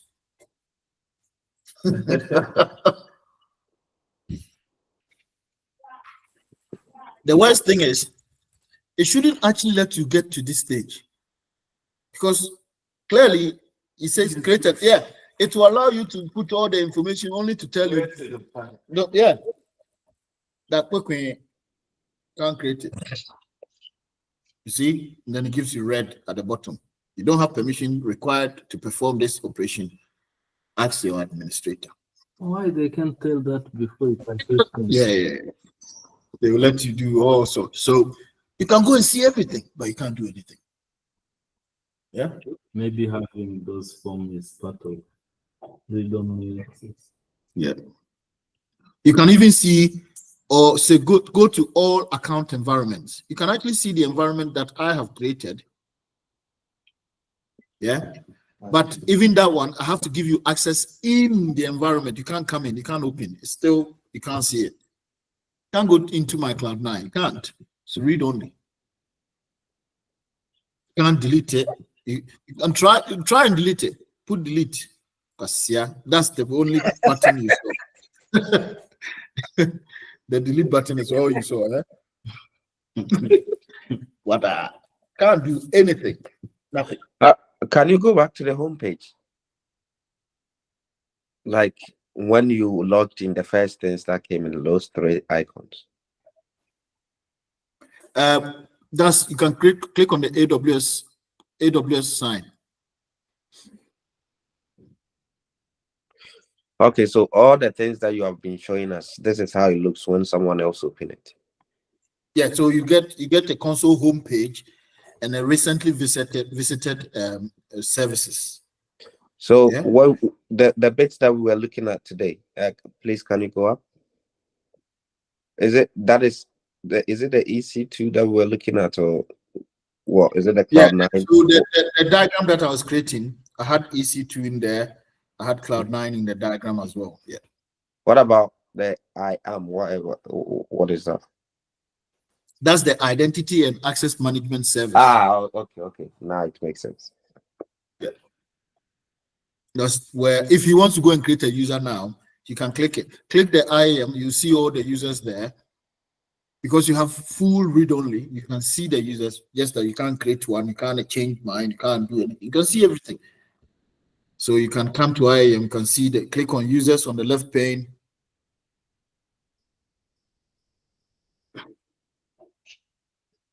Oh, okay. So basically, it's like we've just logged into your email address or something. We've logged into your account. My AWS account, yes.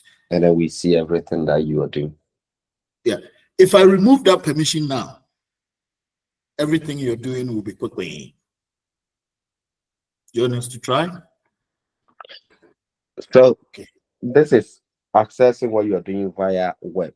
And then you said we could also do it with CLI. I'm going to go and configure that one as well. So I go to users, I go to this person, I go to here. He can't change his password, he can't do anything, and I say remove permission. So now this person, continue sharing your screen and do what you were doing. I just removed the read-only permission from you. It's just you click it and you say remove. Click it. You can also click it, and I just removed the read-only permission. So if you go down, and you see these permissions that I have here, you can select and remove. So that's what I've done to you now. So refresh this page. If you refresh this page, you cannot see, you shouldn't be able to see anything. Everything will be blocked. Everything will be blocked. Everything. Go to EC2 is blocked. Everything, because you don't have any permission. You can log in, can't do nothing. Even the billing, you can't see anymore. Everything, access denied. Access denied. Everything. Access denied. Instantly. Yes, instantly. This is the only job I'll be doing on AWS. So now you can manage our AWS account. Unfortunately, all of this can be coded as well. So we use Terraform to create the users, because imagine using, so if you want us to give you a permission, we go to Terraform and then we apply, and then it's there. If you want to remove a user, we go to Terraform, we apply, and it's there. Because we have about 18 AWS accounts, and each one of them has users. Imagine, you have to code it. You have to code it. That doesn't matter. That's my part now. I'm done with school. You've done with DevOps. It's easy, and this is someone's job. Like if you go to in London, in UK, we have NHS. They are on AWS. Okay, and there's someone is sitting there, and all they're doing is managing the access and access management. That's it. Making sure that whoever is there is doing what they want them to do. That's it. And they're getting paid. That's my job. Yeah. All right. Now we have done it console-wise. Okay, let me share my screen again. You can stop sharing, I think.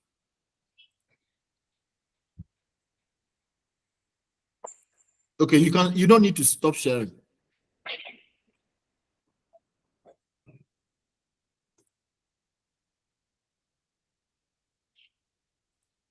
Can anybody see my screen? Can you see the AWS with green at the top? Yeah. You can see. Okay, so I'm sharing my screen. Now this user we need to create a token for this user. Yeah. And we need to configure our system to be able to use that token. Yeah. So this is how you create a token. Come here, and it's called security credentials. So this is the user. You go to IAM. This is the home page of IAM. Yeah. You go to users, and then you click on the user. Now we are going to, you can do this even this to generate your own token. I need to give you permission to be able to do that. What is token? A token is a different type of access key that you have to use for CLI configuration. Okay. Yeah. So generate access keys. So here in this, I can set up MFA, The console link is there if I want to log in, if I want to share with you. I can actually also manage console access here. Like I said, reset password or disable access. So if I don't want you to come back in the front end again, I can disable the access from here. But then one other thing is I can set up MFA as well. So if you want to set up a MFA, even that, I have to give you access to be able to set up your own MFA.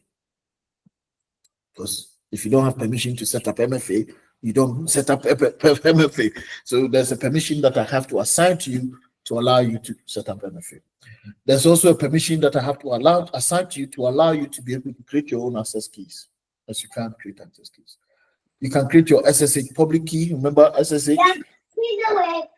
You can put your SSH public keys here, create a new one or upload one, and then it can be used to do a lot of things, help you things on AWS. You add your GitHub so that AWS can authenticate with your GitHub. You can do a lot of things. You can add your own certificates if you have one that you want.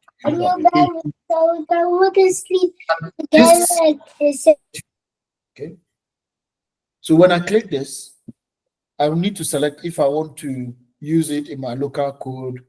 Am I running? I'm not going to put it on a machine running on AWS already, or am I going to give it to a third-party service like maybe Pulse front end?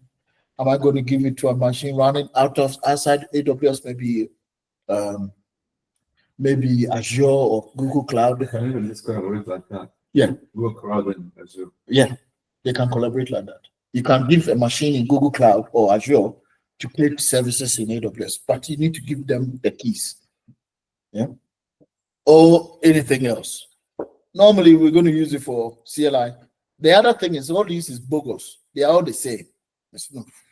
Either one you select, you're okay. So far, I don't know why AWS did this. The key is not going to automatically, it's going to be a key that you're going to have to give the key permissions as well. This key will have the same permission that you had. Okay, so now he's able to change password. That permission was there. This key will only be able to change password. This key will only be able to read only if there's only read only. So this key is more or less you. Yeah. Okay. So I create this key and then I go to next. I understand that this key, all of these things are going to be alternative recommendation. Use AWS shell, Cloud Shell, a cloud-based CLI to run commands, or use AWS CLI v2 and enable authentication through an IAM authenticator. So they say don't create keys and share with people. If you do using it for yourself, you can use these things recommended. But hey, we still need keys because these things are on AWS, but we want to use it on our laptop. Yeah. So I will then create one, and then you put description. This key is for Bernard. For let me see, what did I go there? Yeah, you can put a description. This key is for this, and I create key. Yeah, it will give you two keys. One of them will be the key, which is the value, the key, and the value. So more or less username and password. Yeah. So this is the username. They call it access key, and this is the password. But if you do show, it will show you, but we don't. AWS knows that maybe someone is or you're recording or anything. Okay. So if I show this now, I have to delete it because this is a recording. I can show it and then we delete it. We do another one. Boom. Because it's now recorded. Before I put this on YouTube, I don't want this key to be in the world anywhere.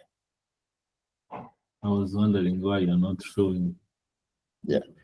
That's why AWS doesn't blank it. Does it have a vulnerability that maybe someone has seen this? If someone has this key, they are you. Whatever permission you have, they have that permission. Yeah. This is literally you, another username and password. So you can just go in. If you give me these two keys and you are admin, I'll take over your AWS account. me. Well, I can't take it over. It's- If the it's- key is the root user, if there's it's the like- root user, It's Yeah. like someone having your crypto wallet number. exactly. Oh, So that means like you But they created- can only do the things that they have been authorized to do. Yeah. So let's say like this key, you created it when the user have read-only access, Mhm. and later on you go to upgrade the That user, that All right, person. I need to go. Yeah. Or you need Okay, to create Kobe, a new- Foster. That person also have everything you have. Okay. This key is exactly the same as your username and password. So when you, my question is like, when you increase the access, It's the you same. need to create a new key, or No. this one can get. It gets It's the same. everything. It's like it's attached to you. Okay, I get it. It's attached to you. Whatever you can do, this key can do from a command line perspective. Cool. Yeah. So I'm not going to create this key because if I click done, okay, let me click done and delete it because now I haven't shared it. So the key, again, you can only see the password one once. Okay. Yeah. So, and you can create 2 keys per user. You can create 2 keys. You can't create more than 2. So I can have 2 keys. One I can put on this laptop, and one I can put on the other laptop. I have 2 keys, and then when anything happens, I'll know which key was used. Yeah. So let's delete this key because obviously it's shared. So delete. It'll ask you, do you really want to deactivate? Yeah. And then you have to put the name in. Oh no, it didn't go. So it's deactivated. So now there are 2 things. You can deactivate the key and activate the key again. all right. So if someone is messing up or you think you can deactivate it, yeah, before deleting it. And then when you want to delete, you go and delete the key. So you can activate it back or delete, yeah. But to delete, you have to put the name of the user in there. And then delete. It's gone. Okay. So I'm going to allow Chris to create an EC2, no, a VPC in my account. I'll give him access to be able to create a VPC. He will create one and put his name there.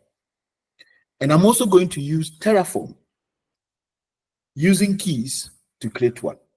But no, I'll use role first, okay? And then we can use key, right? The key will be put on this laptop. I'll create it from here. Yeah? And the role will use the AWS Cloud9. Okay, so, and we want it to be able to create VPC. So the VPC I'll create, I'll say, I use Terraform to create this VPC from Cloud9. And then I'll tell you again, I use key to create this VPC from my laptop. All right. So that's been differentiated. Yeah. Okay. So therefore, let's go and give it access, yeah? So let's create a role first and attach the Cloud9. So go to roles, and these are roles that have been created. I had my own Jenkins and I had a role. So I create a role, more or less the same as a user. Now they will ask you, which AWS service is going to use this role? So okay, I'm going to put it in it's an EC2. Cloud9 is an EC2. Let's see if they have Cloud9. Cloud9. It's not there. Yeah. So Cloud9 is literally an EC2. Yeah. So I'll say EC2 will be using this thing. They will ask you EC2 role for access. You want to use everything in EC2 or some specific thing in EC2? I say, okay, just EC2. Okay. I'll go to next. And then what permission do you want to give to this EC2? Exactly. So let's say if I want to do VPC, I will look for VPC. See, it has VPC full access. Yeah, Okay. that's AWS managed permission.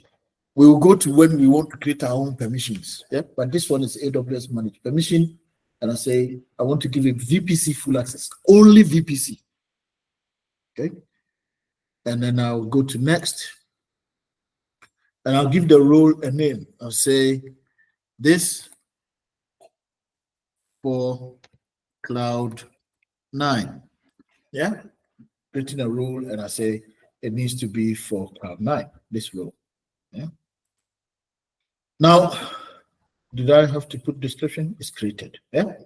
But remember, everything in AWS has to be attached. So the role now has been created and it needs to be attached. So I go to EC2,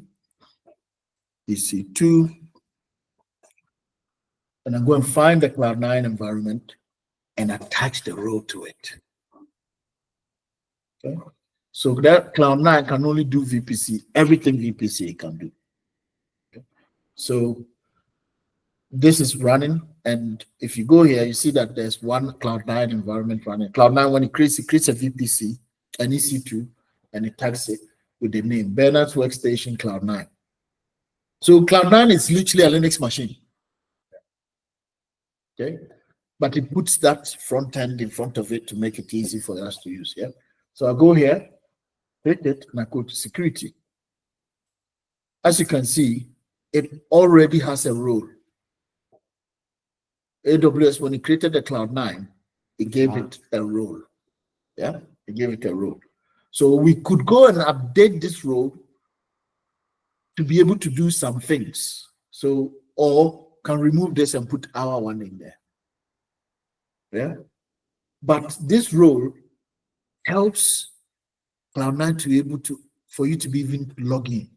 So what we have to do is we need to add the policy of this role to our role so that we can even log in.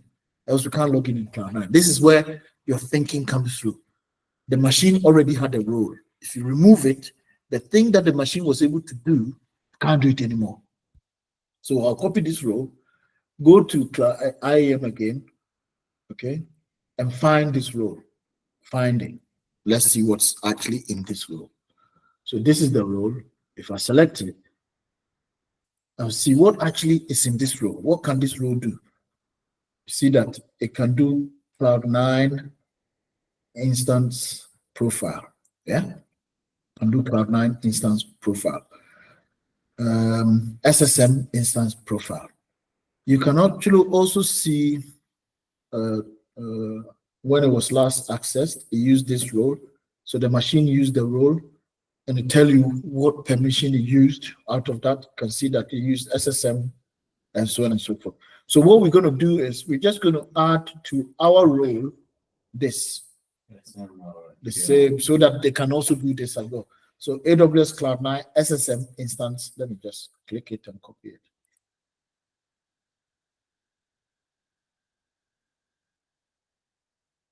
So this is the policy. Okay. You can attach it to entities. You can actually add it here, attach, and I'll say attach it to this one. Yeah, I'm attaching that policy to this one too. So now, if I go and remove the role that is currently there, I have one that can do VPC, and I have one that can, exactly. Okay, so it's attached. If I go to that role now, my role, you see that is there. So this is the one I created. Where is it? Where's the one I just created? The one with Cloud9, they are down. Yeah. They see how it's good to test to tag things, because see now it has the Cloud9 thing. Yeah. So now I go to EC2. I've made sure that it can do what is already there. Go to security, see that it's still there, and I go to actions. Yeah, actions. And we got security, and it says modify IAM role. Click it, and it'll tell you this is already there. What do you want to do? Say, I want to change it to this one. Yeah, it's done it. So now if you go to the machine again, where is it? Yeah, and we go to security. you see that it's changed. Yeah. Okay. So we've created a new role. We have a Cloud9 machine, which is an EC2, and we want that Cloud9 machine to only be able to do things that are for VPC. Now, for Cloud9 itself, one thing is certain in Cloud9, and this has got nothing to do with AWS, it's just Cloud9 as a tool, like Windows. Yeah. You need to, when you log in, you see me here. Yeah. This is me. AWS uses the login permission that you had. The permission that I already had, the root user permission, is what Cloud9 will take it to say, okay, now you're here. Everything we use this machine will do, we will use your own permissions to do it. So we have to tell Cloud9 not to use that. Use the role. Yeah. So I go to settings. You need to increase again the size if possible. Yeah.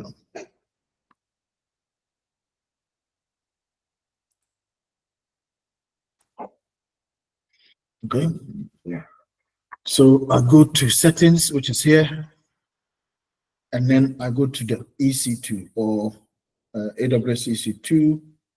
So this is Cloud9. It's got nothing to do with AWS. So if you want to know how to use Cloud9 permissions, it's Cloud9. Yeah.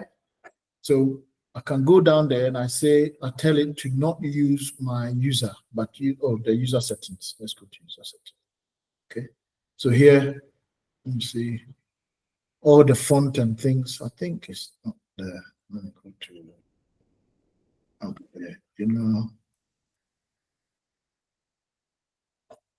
project settings. It's been a while since AWS toolkit. AWS settings. Yeah, AWS settings. Aha. So credentials. AWS managed temporary credentials. Yeah. If this is ticked, then my own credential will be used. If it's not ticked, then it will use the EC2 role. Let's take it and let's do a simple AWS CLI command here. AWS S3 ls is a command to list all buckets in S3. It's literally talking to AWS. It goes there, sends an API call to AWS and say, what are the buckets that you currently have? And these are the buckets. The permission we gave the machine, it was not meant to be able to do S3 stuff, was it? But it done it because it's using my root user permissions. Cloud9 is bypassing the role and using my root user permissions because it set that in this machine. Yeah. So I said, I'm going to tell it, don't use my root user permission. Use the role that the machine has. Don't use my root user permission anymore. Yeah. So now if I run this same command again, it shouldn't work because it should tell me that I don't have permission because the role doesn't have permission. It will think a little bit and say permission denied. But if I do VPC stuff, it will work. It's fun, isn't it? Yeah, it's not that it's not understandable, but it's tricky. You can miss one. Yes. Yeah, Yes. it's Something that is not That's just the a problem. or someone can pass and take Exactly. that's one because Okay. you have to undertake. My question is like, how long did this take you to master? Like, I know which server and which service I have. It took me about 4 years. You need to practice this a lot. And user management is free. So watch videos, do things, and practice. It's all practice. And it will stay there. This course that we've done, these 2 hours we're spending, is definitely not going to make you a master in IAM management. Yeah. So I have done that. I've gone in and I have been able to use my role. So this machine, when it came up, it had AWS a CLI already installed. CLI, it's you go if you do AWS and you didn't type anything, yeah, the program is called AWS. It will tell you all about AWS, I think. Let me put this on the top. No, you. Okay, go here. See? So, well, let me do AWS dash version. Yeah. So it's a program, and it's going to tell me the version of the program. It's using CLI, AWS CLI 2.18. It's using Python 3.12. It's running on Linux, whatever, all of those things. So it's a program that has been installed. So without that program, you can't run this command, AWS. Remember, we have to do the same for install Git. This is AWS. And AWS takes what? Parameters. Yeah. So if I want to say AWS does help, it will give me all the things that this can do. And we did that. I think it's AWS help, not that dash help. Yeah. So it's a program that can help you do things on AWS using CLI. And this is how you can do it. You can do so. You call AWS and you call the description and everything that you can do. You see what we did today, YAML, you can do text, it can give you information in a JSON format, a text format, a table format, a YAML format, a YAML stream. When it goes to AWS and it does things, how can it do you want me to present it to you? A JSON format, YAML format, table format, whatever. Yeah. So this is a program called CLI. Yeah. It's already installed on Cloud9, but I think on most AWS EC2s, they have already pre-installed it on. But if you go and buy a laptop and it's not from AWS, you have to install this too. Just like Git. Git, I think when you get an EC2, It's already installed. yeah, it's already, because it's a tool that Supposed to be used. Yeah. Is it version? I don't know how to spell version. It's one S, isn't it? Yeah. So Git is already there. Yeah. But if you go and buy any old laptop, AWS is not preempting and say Python is already there. Yeah. Not every machine comes pre-installed with the tools that are easily used. But Cloud9 knows that you're going to use Git, you're going to use AWS CLI, so it's already there. So we will learn how to install CLI. Yeah. But Terraform is not here because Terraform, which does that version, hopefully it's not there. Hey, it's not there. And you can install it. The good thing is Linux gives you a command. It gives you a command to run to install. Okay. So we are going to create the VPC with Terraform, which is a program. Yeah. Okay. Do you want us to continue or end it here? I'll recap this again later. Let's see How Terraform can create a VPC. Yeah. Okay. Chris, you're up for it. It's going to be another 10-20 minutes. Is that okay?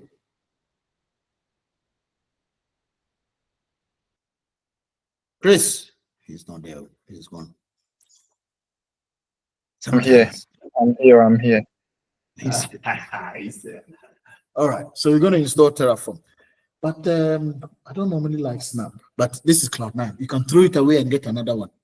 Easy. Cloud9. So let me use Snap.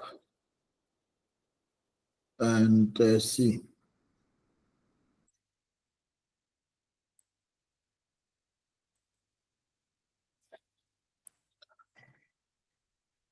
Error. The version of Snap Terraform was published using classic configuration. No.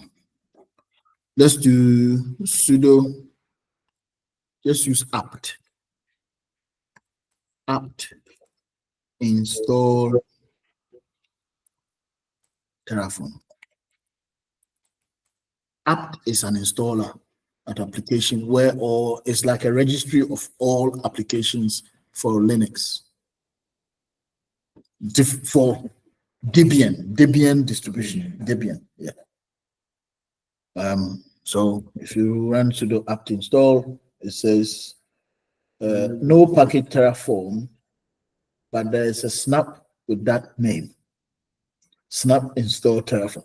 Anyway, forget. You go to Google, you find install Terraform on Ubuntu. And then Why not ChatGPT? Get the credit also for the old kind of tool. Yeah, it's been a while since I've gone to Google. So look, Terraform is for HashiCorp. It's a HashiCorp tool, and they give you everything you need. And this first one will tell you how to install tutorials on AWS and blah blah. But hey, this is Gemini. It's gonna give you this. So you need to update your apt So repository. generate pop this information. Yeah, Gemini is doing this. Here is AI. They are trying to. I think It's those guys. Google is trying to. So you need to update and upgrade your packages. That's why it's not there. It didn't find it. So let's go back. So let's, because the repository you need to, yeah. So apt update sudo apt update. Yeah. Sudo. Sudo apt update to update all the packages. It's going online because this image maybe it was created long time ago. So normally when you create, it's actually a good thing to do when you create a new EC2. You upgrade the versions, the packages, the security, everything. Update and upgrade. Yeah. And then we do the sudo. You know what sudo is, yeah? Run as an admin. Sudo. Can't even spell sudo. Super user. Apt. Yeah. Upgrade. Yeah. We update, we upgrade the packages as well. You want to upgrade? Yes. Now let's run Terraform up from apt and see if it has gone and brought those packages to this machine.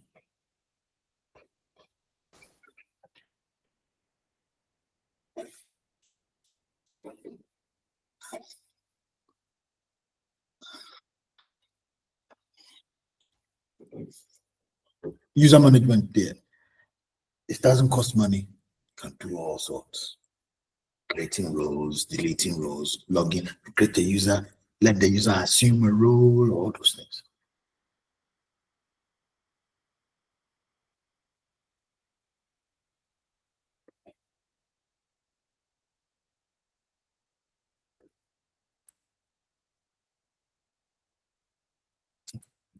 So go up, up, up, up. Let's see if apt now has it. Oh, it didn't have it still. Let's try snap and see if the upgrade will have snap.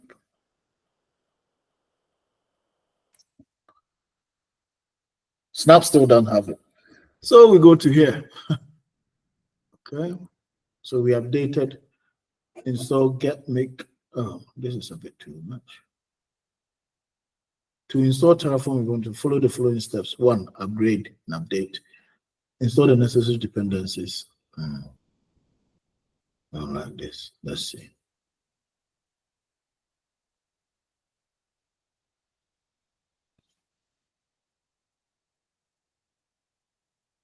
Okay.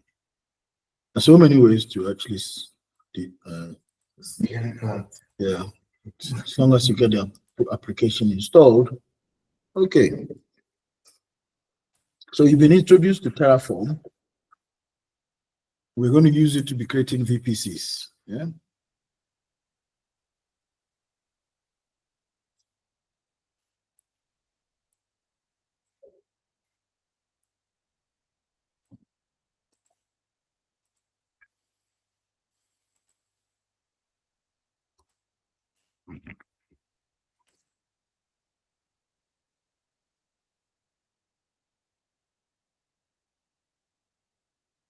Terraform something.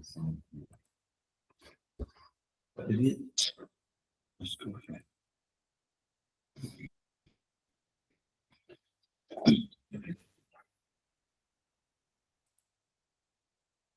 Mhm. Much better.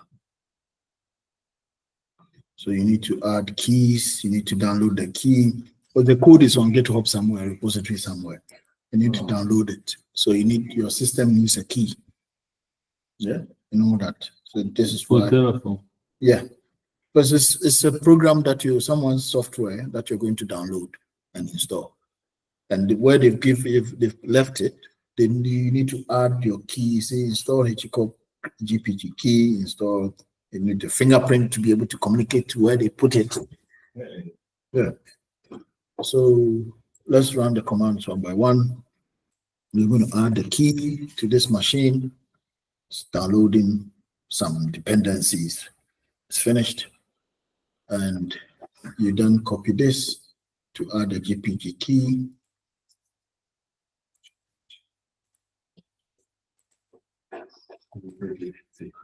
It's finished, and then it's now the keys on the machine, and verify the fingerprint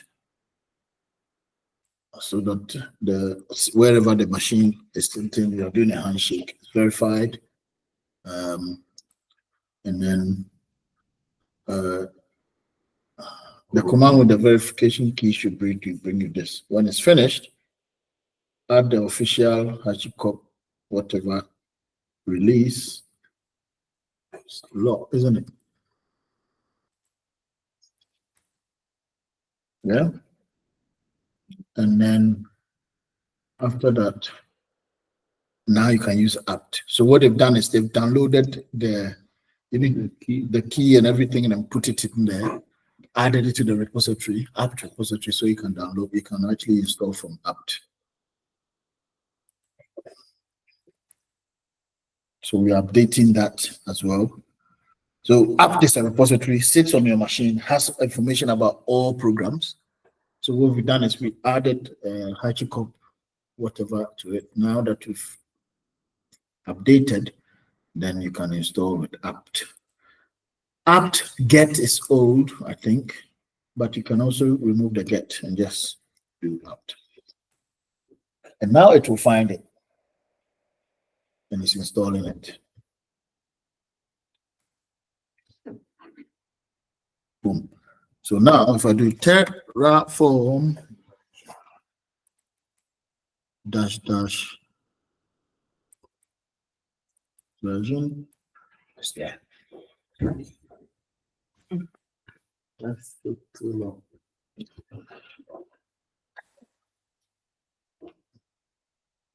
Okay. Okay. They want us to create a VPC. Yeah. We will go to our man. Now you need a folder. So we create a folder and then we initialize the folder. Okay. So what happens is Initialize the name. that's Terraform. So Terraform will initialize one folder so that it takes over. Like GitHub will initialize one folder and it takes over the folder. The same thing. Yeah. So if I That's say, like a repository. yeah, kind of. So I can do mkdir, yeah, test underscore VPC. And I change into that test VPC. Now, Terraform wants some folders, some files here. Now let's go and ask ChatGPT what the structure of a Terraform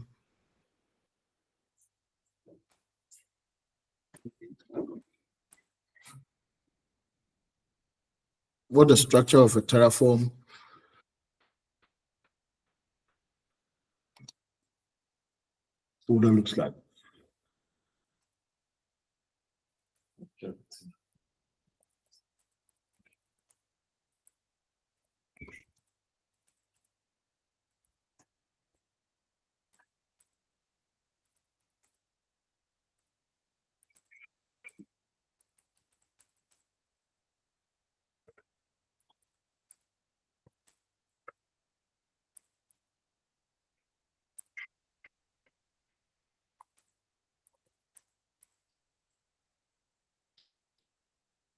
folder structure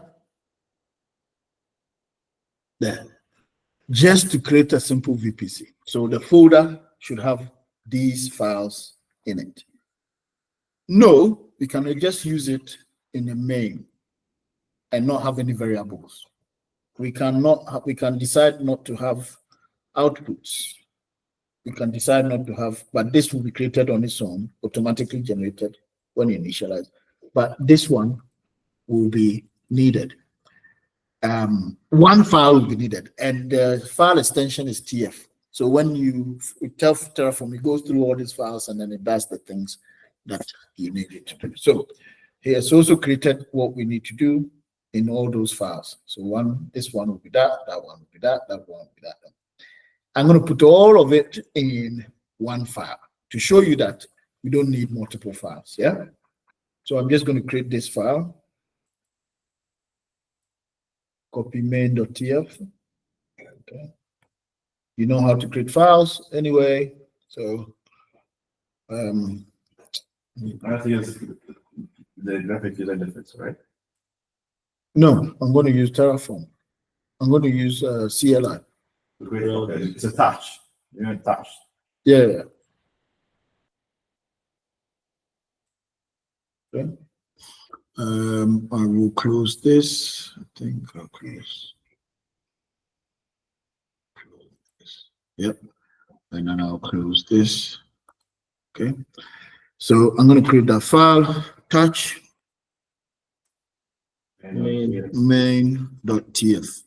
So you need a TF file. It doesn't have to be called main, but I can call it vpc.tf. So I'll just call it that actually, so that you know vpc.tf. As long as the content of it. No.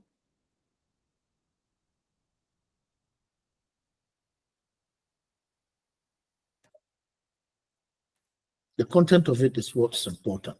So instead of then using Vim, the benefits of Cloud9 is I can just go here and use it as if I'm and open this. Yeah. Close this one. And I'll copy everything and put it in. But what Terraform likes is that you do it in bits. Okay. So I can then first copy the provider. Is it the provider? Where is the provider? This one is TF. This one is what? Variables. And this one is the main. Okay. So copy main.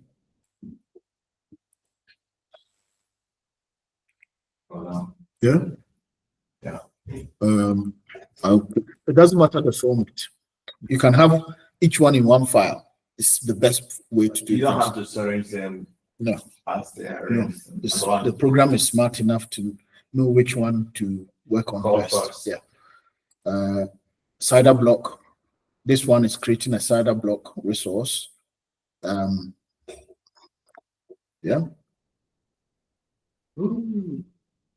This one had two things in there. Okay, 1 and 2. I go down. I can put the output, but I said I don't want it. I can actually put it anywhere I want. I can put the output here. I'll explain all of this to you, but not today. Yeah, we'll be learning it together. Okay. They've got TF vowels.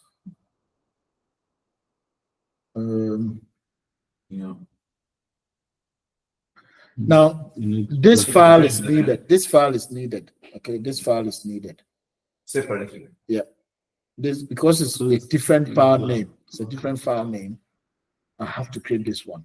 Okay. It's needed. Everything that have .tf, I can put it in one, but this one is needed. Okay. So I'll create. I'll just create a new file. New file. Oh, I can touch.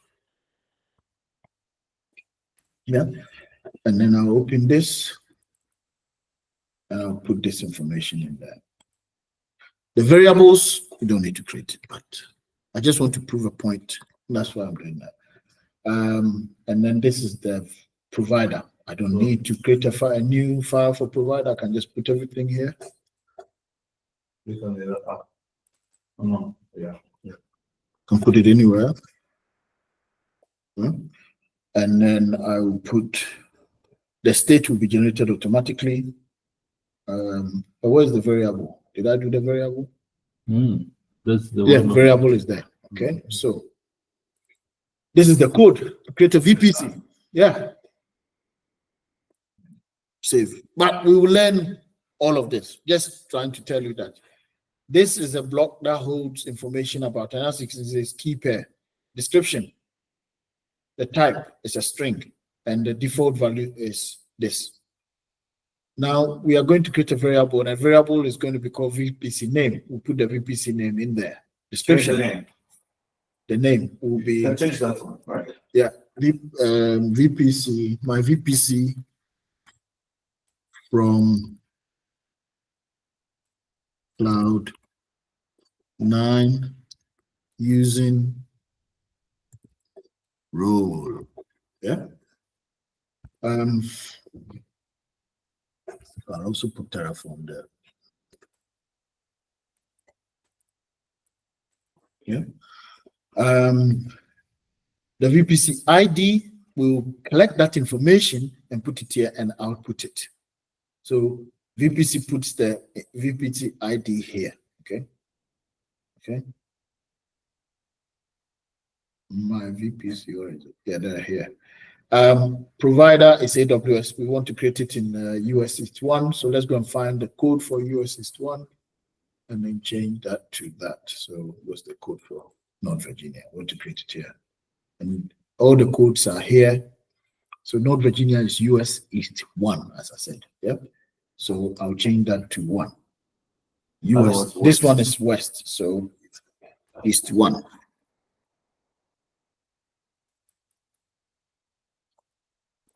Okay. And that's it. This will then go and create there. And then there's some information here. This one is going to be VPC name is production. But where am I putting the VPC name? Okay. So we go to ciderblock.id. Tags name is var.vpc name. And the variable is, what is it? Yeah, this is the VPC name, var.vpc name. Yeah. And save. Okay. That's it. So now, if we go here and we clear this, we have a code that we get where, well, ChatGPT generated for us. LS is in there. Everything is in there. Yeah. So I do Terraform. So I'm calling Terraform the program. Yeah. And I'm going to tell it to initialize this folder. If there's no TF file there, it will cry. So I do init, like get init. Yeah. And it will look at the folder and it will do its own thing. So, okay, this is what they want me to do. So initializing everything, creating what it needs, running the program. Terraform is doing its thing. Voila. Successfully initialized. Yeah. If we go in there now, there might be some more, but they put dot in front of it. So ls minus alt. You see, there's a lot more folders, files. You know, any file with a dot in front of it is a hidden file. Yeah. But if you do alt, it will give you all hidden files. So the two files we had, and Terraform has generated its own file. This is when he's taking that information and done some things and put it. So when you run it, it's probably not going to use our file. It will use the one that is generated. And then we will plan. Terraform plan is basically saying, show me what you intend to do. If I give you permission, show me what you intend to do. So it's a plan. It will tell you, okay, this is what I will go to your AWS account and go and do.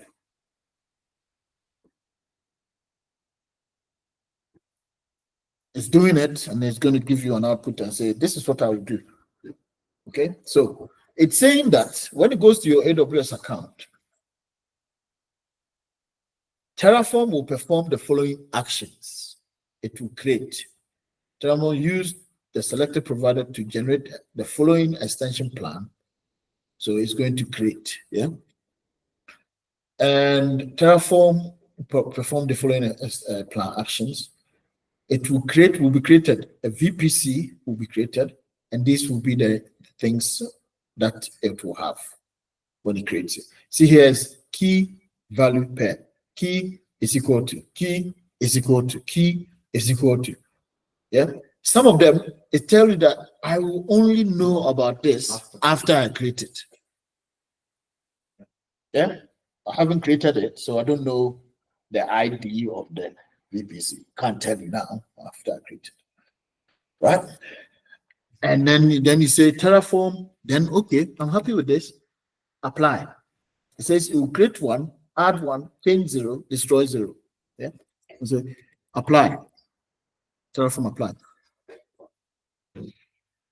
It's now going into AWS using the permissions of this machine to create a VPC using Terraform. Ain't that nice? Yeah. Huh? There's a lot to do in the DevOps, isn't it?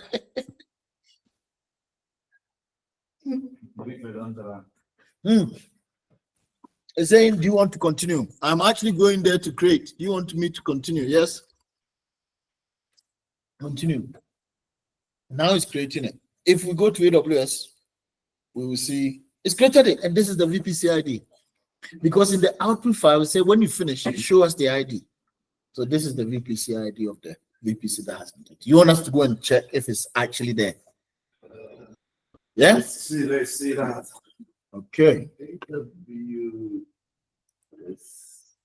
So we go to VPC. Click on VPC. You'll be surprised. They're like, ooh. So why do you have to click buttons? Terraform can do a lot. Now I'll show you one cool thing about Terraform. There are two VPCs. See? Production VPC. It's there. The side is what? That. Yeah. That's it. So there are one default VPC, and it just created this one called the production VPC. What I can do is to say, I'll put test there and save it. So I'm making changes to the configuration. Can Terraform find it? Yes, I should be able to note this. But Terraform is not going to sit there checking every day. It's not live. It's not, yeah. So you have to plan it again. So you compare and see, the one I have in my code is had this. But then when I go to the AWS, there's something else. It will tell you. So you do Terraform plan.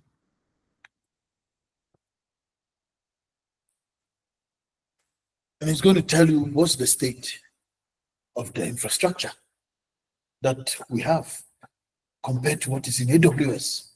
Before, when you did plan, it said, oh, there's no resource created in AWS, so I'm going to create it. But now, it's going to see that, oh, this is the resource I created last time, but these are the changes. Look. One change. It says one change. So, I went there and I saw this. The VPC with this VPC ID has the tag name test to it, but that's not in our code. So if if I apply, it will change it. This is what we are managing. So let me apply. Say, okay, now I'm going to apply. What is the change? There are the third line. Yes. Okay. This one. Yeah. Okay. So if I apply now, it will go and change, and I can actually add that's why. So that's why means that don't ask me anything. Just go and apply. Oh, I'm lying. Is it that's false? Don't forget. There's something to make sure that they don't ask you any questions. This is the thing. Knowing what and finding how to do it. Yep. So the rest of the VPC that we're going to learn.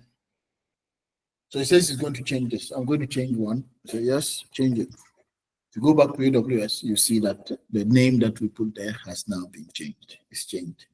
So go back to AWS console and then refresh. Terraform changed the back. So this is what we call configuration management. And if I plan again, but to tell you that I don't have anything to do, everything is okay. Code and infrastructure are the same.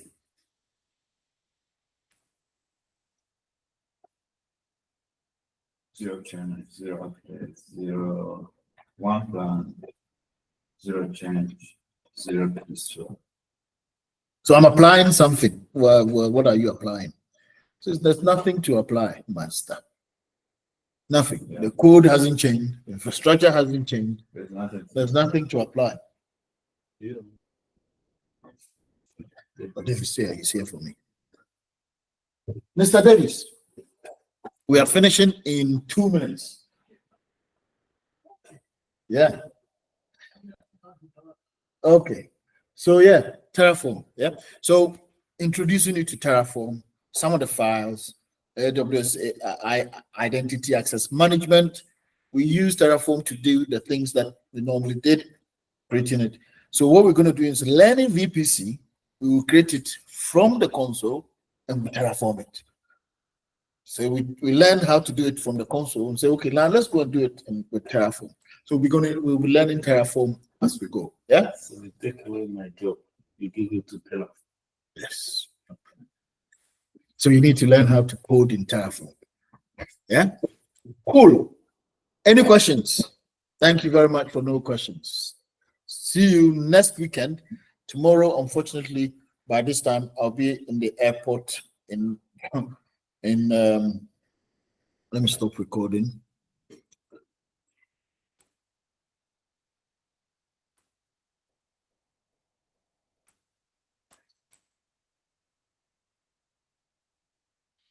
Thanks, Benny.